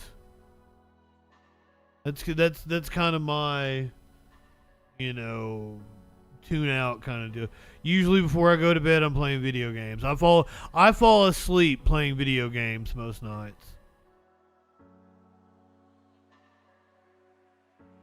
Does that answer your question? Or if I actually get ready and go to bed and shit, I usually listen to a podcast. Usually wrestling.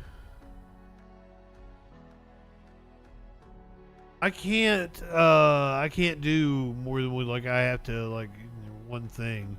It's so hard for me to concentrate. I am indeed a wrestling fan. We have a hard time doing math on this channel. You take your 33 and a third chance minus my 25% chance, and you got an 8 and a third chance of winning. I'm a wrestling fan.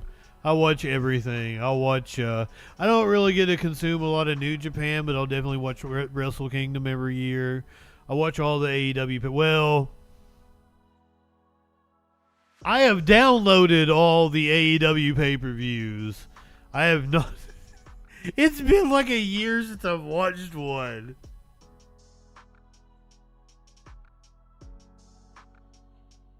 Very nice, very evil Danhausen. Yeah, Uncle Howdy debuted. I actually did a like a YouTube 20-minute free trial and watched the end of Raw so I could see Uncle Howdy debut. I was really hoping that they would pull a swerve and it wouldn't be really supernatural and spooky, but it was really spooky. They really leaned into the spooky, and I don't like it.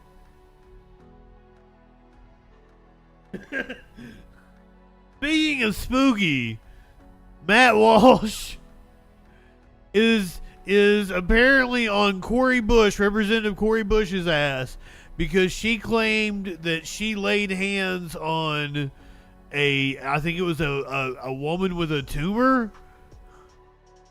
Miraculous today for our daily cancellation. The New York Post reports far-left squad member Representative Cori Bush performed multiple miracles as a religious faith healer, according to her autobiography.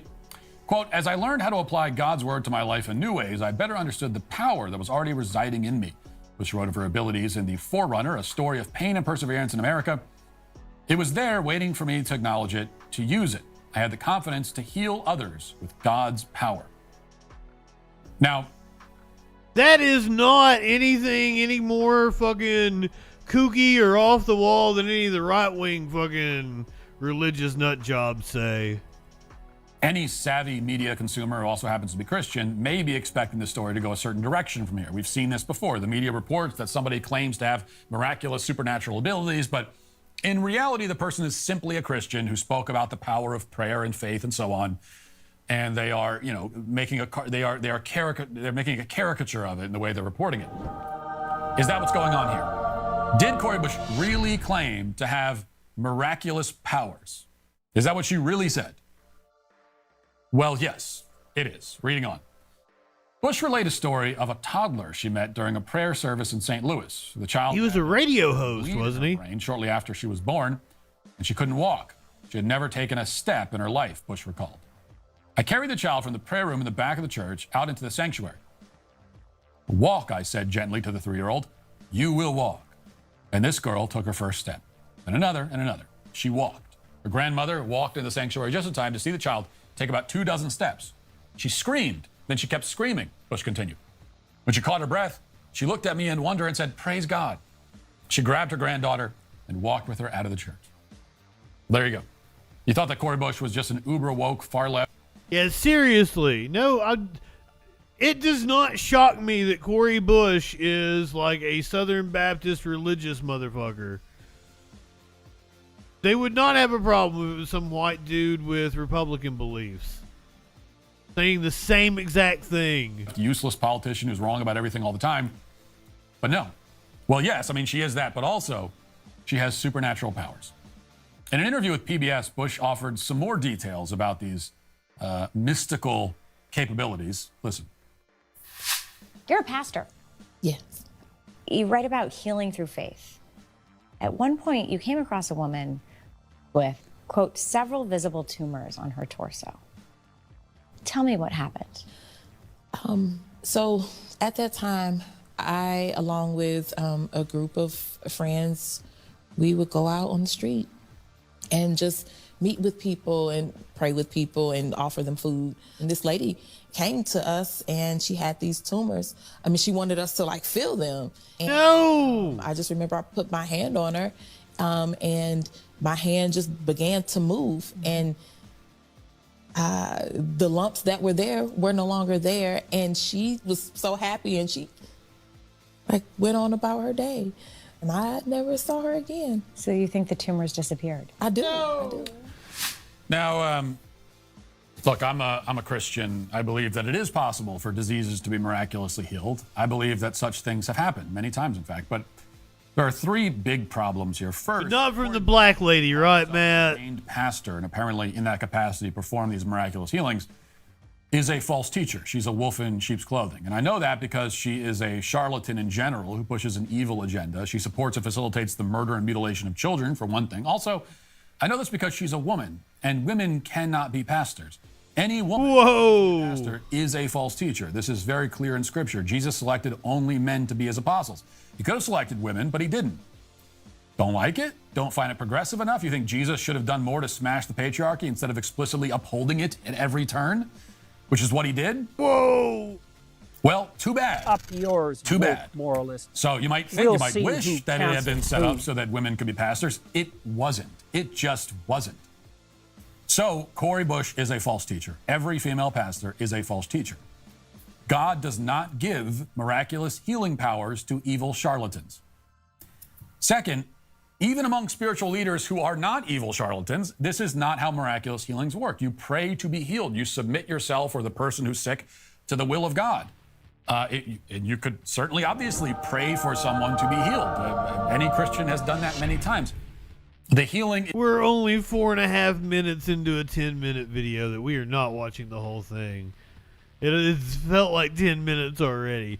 How can he possibly have anything else to say? Is done by God if it is done at all, and it may not be done. But what you don't... I'm not high enough for this shit. ...is command that a sickness leave a person's body as if the authority rests with you.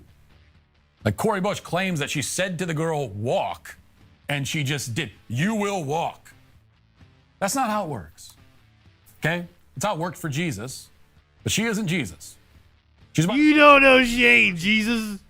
You don't put God on the spot and demand that he perform this supernatural act on your timing right then and there. What about the dude that used to smack people with his jacket? It's not how it works. If it did work that way, like if Cori Bush could really just summon these powers to, for example, heal cancer on the spot, which is what she's claiming, then she's even worse than I thought she was. If she herself possesses the power to cure cancer with the touch of her hand, why isn't she touring the country and like doing just that? Why isn't she? Cori Bush has been amazing. At a children's house. I must say that this shit has made me not like her to spend her time angling for the as much as I did going into this segment. Narcissist. Indeed, she's arguably criminally culpable for the death of every single person who perishes from cancer. Yes. Cure them all, and yet she chooses not to. Because woman, magic no real. Evil. Which again raises the question evil. Why God chose to give her this power, so it's a good thing that it's all nonsense. He did not give her this power. In fact, any man walking the earth today who claims to have the power to heal people instantly with the touch of a hand is a wicked, evil scam artist in league with Satan. Okay? God does heal people. Miraculous events do. Okay. Now he sold me on Cori Bush again. I'm back on her side. Occur. We can pray for them. We should pray for them. But that is not how it works. Okay, and she's far from the only person who's claimed to have this kind of power. We know that. But if you want to know, like, which ones you can trust, which ones you can't, if somebody says, "Oh, you're suffering affliction, I will pray for you," that's someone you can trust. That's someone who has your best intentions in mind. If somebody says, "Come here, I'm going to put my hand on you and cure you on the spot," that is a heal your tumors. Con artist. That's a scam artist every time. Third, finally, Matt knows all about scam artists. We know for damn sure that these corporate media journalists don't believe in miraculous events, least of all faith healings. And yet, here is this supposedly serious journalist asking a politician about her supernatural powers and expressing no skepticism. Watch how she follows up. Watch this. What do you say to people who are likely to disbelieve that story? You know, they're not the woman that had the tumors. Can we find this woman with the tumors? And by the way, you're right, Corey. True enough. I don't believe you, and I'm not the woman who had the tumors. Speaking of which, since you bring it up, can we hear from the woman who had the tumors? Like, oh my God! I just said the same thing as Matt Walsh. Supernaturally healed on the spot.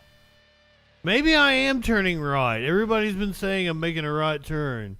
Matt did call me a formidable voice in the culture. JustinFREAKIN is a formidable voice in the culture. by somebody who is now an elected official in Congress. Why hasn't that woman come forward? Why isn't she campaigning for you? I mean, it's the least she could do. You made her tumors disappear, and she can't even show up to a campaign rally? I mean, talk about ungrateful. What an ungrateful brat this person is. Dang. Unless the woman doesn't exist, which would be a valid excuse for not showing up. These are follow-ups that the journalist, Margaret Hoover, who's there in the interview, these are follow-ups that she could have used. She could have asked these questions. Any follow-up at all would have been... I did. I applied to the Daily Wire twice when I lived close to Nashville. Twice. I even sent them the clip of Matt Walsh saying I was a formidable voice in the culture. I've also been retweeted by Jeremy Boring. He retweeted a clip. I think maybe it was the commercial he did for the Razors or some shit.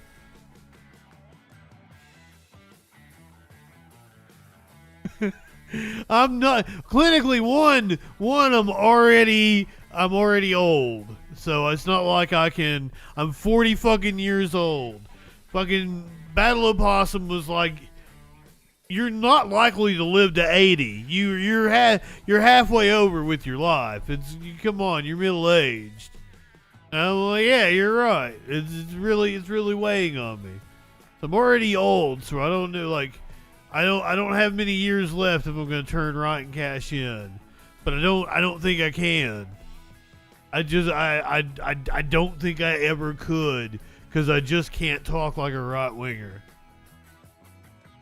The one time I tried it was on April Fool's, and we did the Patriot Patrol. And I tried to be a right winger, and I ended up advocating for genocide. And like I had to take the video down and stuff.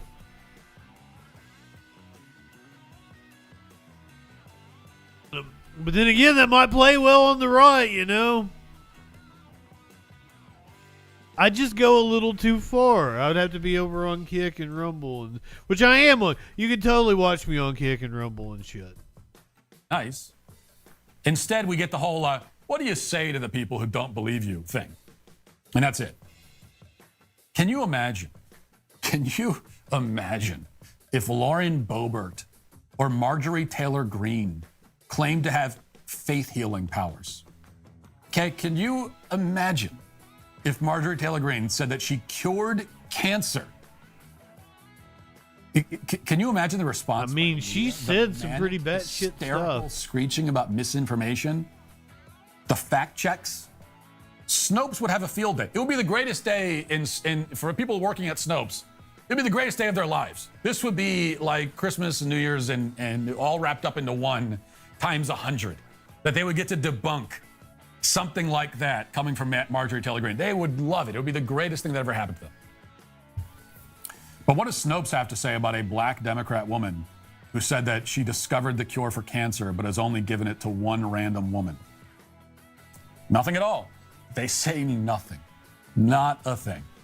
Well, Matt, submit it as a... For making up these stories. She's a pathologist. If you're upset that Snopes hasn't done a fact check on something Cori Bush said, submit it for a fact check. That's how Snopes works. They might not be aware it was even said. Pathological liar. Lying pathologically is what pathological liars do. Besides, if you have no moral compass and you know that you can make up anything, you can get away with making up anything at all, why not claim that you can cure cancer? I mean, you might as well have fun with your superhuman ability to lie without consequence. Maybe next Cori Bush can tell us that she invented time travel. Maybe she'll claim that she traveled to the center of the earth through a volcano and found a T-Rex, Santa Claus, and Elvis living down there. That sounds kind of cool. You have no integrity. The media that's supposed to hold you accountable got no integrity. Has no integrity, and they'll just amplify anything you say.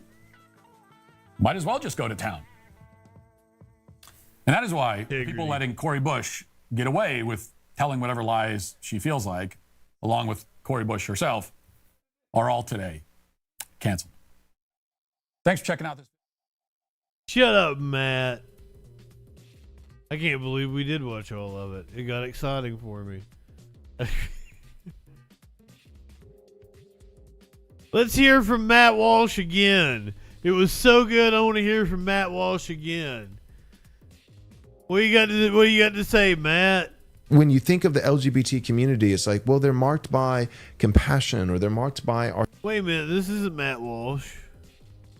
When you think of the LGBT community, it's like, well, they're marked by compassion, or they're marked by artistic expression, or they're marked by, well, don't forget the key characteristic. The key characteristic of the gay community is butt sex. That's the key characteristic. It's feces. That's the key. Whoa. Life is too short to walk this earth for a crusty asshole. Wash your ass. So I had it on my list. Pastor talks about butt sex. But I did not know it was going to be that literal. Yes, Libertad. This is right up your alley. Passion, or they're marked by artistic expression, or they're marked by, well, don't forget the key characteristic. The key characteristic of the gay community is butt sex. That's the key characteristic. It's feces. That's the key characteristic. It's AIDS. It's disease. And it needs to be said, because nobody has said it for a very long time, because we're all scared. I don't particularly want to put my neck out there. You know, Right Wing Watch is probably going to have a field day with this. When you think of the LGBT community, I like that Right Wing Watch, who is absolutely who we were. This is Christian nationalist pastor Joel Webbin, who looks like Matt fucking Walsh, clipped by Right Wing Watch. it's like, well, they're marked by compassion, or they're marked by artistic expression, or they're marked by, well, don't forget the key characteristic. The key characteristic of the gay community is butt sex. That's the key characteristic. It's feces. That's the key characteristic. It's AIDS. It's disease. And it needs to be said, because nobody has said it for a very long time, because we're all scared. I don't particularly want to put my neck out there. You know, Right Wing Watch is probably going to have a field day with this.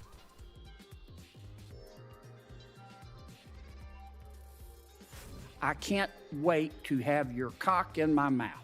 I'm going to give you the blowjob of your life. Then I want you inside of me. Very good possibility that man is found on meth having butt sex at some point in time. It's the only logical explanation for it. It's psychological projection. Happy Pride, everyone. It is a peaceful and joyful celebration. 2024 makes 50 years of celebration, but getting there was no walk in the park. After the end of World War II, the entire country was swept by a wave of fear of people being different. Phil Nash served as the first director of what would become the Center on Colfax. He's also the author of LGBTQ Denver, a book highlighting the queer history of the city. There was a feeling in Denver that homosexuality was a threat to the moral integrity of the city. It was a shameful thing, and as a result, any community that developed underground. So how did the community go from underground to taking over the streets of downtown? You know, we used to only have one side of the street. We never had both sides of Colfax. Anthony Aragon organized the Denver Pride Parade for nearly 2 decades. Como estas? It all began with protesting, you know, with Stonewall. 1969 Stonewall riots in New York City is known as one of the most pivotal moments in queer history, sparking a movement at the turn of a decade. That event really created ripples all across the country, actually all across the world. On June 29, 1974, those ripples made their way all the way to Denver's Cheeseman Park, where the city's first gay-in was held, which we now know as Denver Pride. They passed out balloons that said Gay Pride, but there were only about 50 people there. The small but mighty group wouldn't stay. And it's the same thing all over again. The following year, Attendance was closer to 500. We're living through a whole nother Red Scare. We're living through like the fucking 5th or 6th satanic panic of my lifetime. This is the 3rd lavender scare of my lifetime. It's horrible. The reason why there were 11 kegs of beer donated. Is just about as Colorado as it gets. And so there was a bigger attraction for many people to come because there was free beer. Leave it to a little Coors to help change the course of history. The growth of the parade and of Pride Fest in general the numbers have increased every year. Out and proud, the queer community made monumental strides towards visibility and acceptance. In 1976, a famous drag queen named Christy Lane obtained the first parade permit to allow for the first gay pride parade in Denver. So much progress, but soon after, things took a turn. The 1980s was a time of great sorrow. Reports from the CDC show over 100,000 people died from AIDS between 1981 and 1990, greatly impacting gay men in particular. Dozens of people I knew did not survive the AIDS epidemic. A community in mourning still had much more work to do. We're going to work for our equal rights, not for special rights. That's all we want, is just equal rights. In 1983, during the next mayoral election, there was a candidate named Federico Peña who tried to build a broad coalition of Latinos, labor unions, the African American community, and the LGBTQ community. Peña ended up being elected, and while in office, he ended discriminatory policies and appointed Carol Hunt as his liaison to the community. She was the first openly queer person in Denver government. Nash says from then on, the doors of City Hall were open to the LGBTQ+ community, and politicians were paying attention. Before long, we started seeing them showing up for pride parades because they began to understand that the gay vote could tip an election. And by 1990, a group called the Equal Protection Ordinance Coalition, or EPOC, succeeded, with Denver City Council passing a comprehensive human rights ordinance, implementing the same rights for queer people that Aragon says have been under attack in recent years. You know, it's important to remember we have these protections in Denver and Colorado, but our LGBTQ brothers and sisters across the nation do not. The American Civil Liberties Union shows that right now there are over 500 anti-LGBTQ bills in the U.S. These rights could be taken away from us. And so I think it's really important not only that we're visible, but that we invite our family, our friends, our coworkers to come out and celebrate with us as well. Pride is no longer just for LGBTQI people. Pride is for everyone. I'm here to support gay people. I had a gay son who died, and I want all the gay people to come out. And that's Pride, come out and let their families know, and we can get out and support them. I would say that I have lived long enough now to know that despite the setbacks, we always win in the end. And in the midst of Pride Month, he has this party message for anyone who may be struggling with their identity. Live out.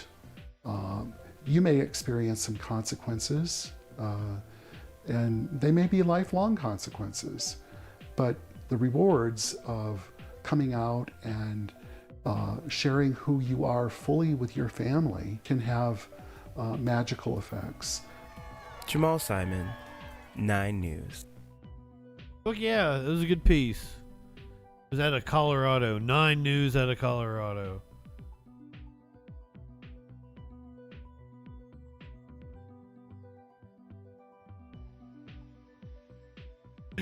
Now I got an animal story about a pet donkey.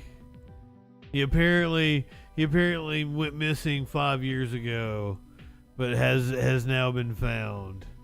We have a happy ending. Oh, do we not have any sound? Do we not have somebody telling us the story?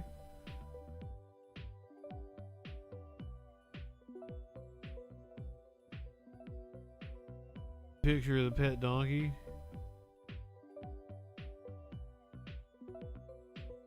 Donkey that ran away from his California home 5 years ago was recently found alive living with a herd of wild elk.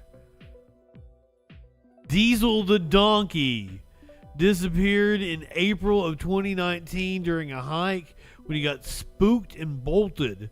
After searching for weeks, his owners, Terry and Dave Drewy, assumed the worst. But earlier this year, a hunter spotted the donkey amongst a herd of at least a dozen elk in Northern California. Diesel's owners saw the incredible video that the hunter had taken and posted to Instagram.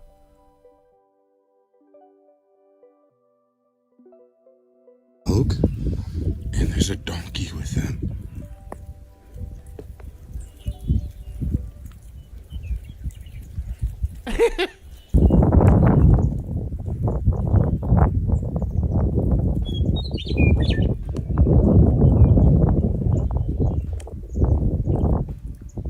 This was a pet donkey.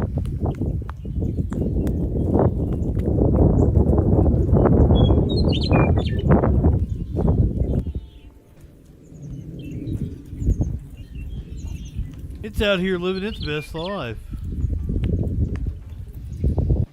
I just bumped these elk, and there's a donkey with them. He bought the elk?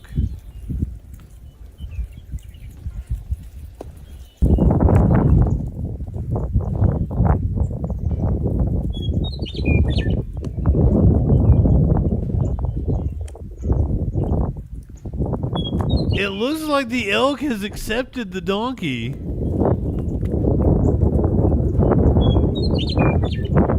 Kinda cool.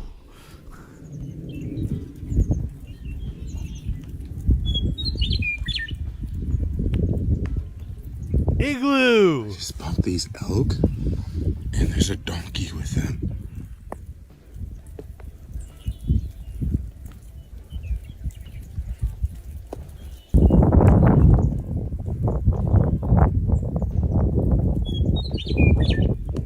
Do you think they're happy that they know that their donkey is alive? Do they wonder why the donkey left them?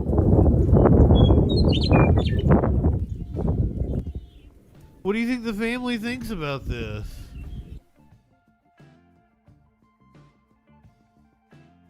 As much as they miss Diesel, his owner said they're not going to try to bring him back home because he seems to be living his best life, happy and healthy with the elk herd.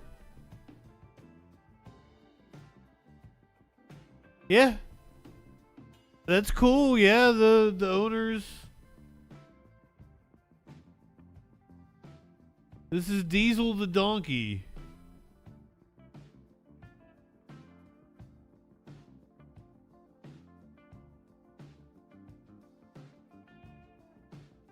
Diesel the donkey right there.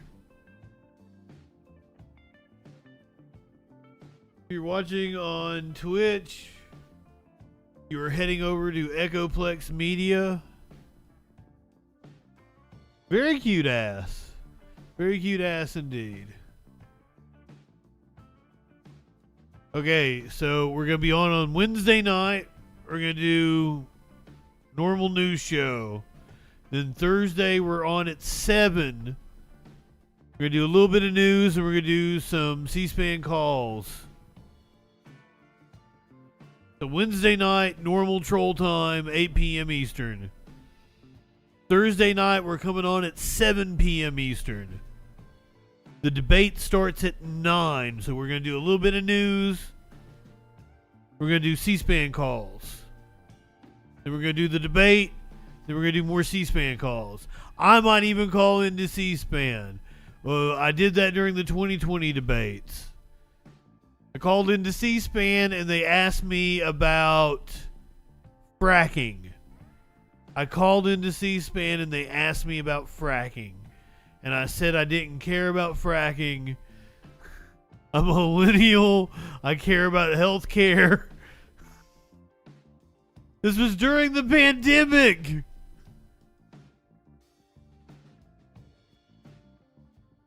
So Wednesday night, 8 o'clock. Thursday night, 7 o'clock. Thursday night is the Biden-Trump debate. Go ahead, light one up, tip one back. It's all right to have a little fun before you hit the sack. I'm Justin Freakin. We'll see you Wednesday night.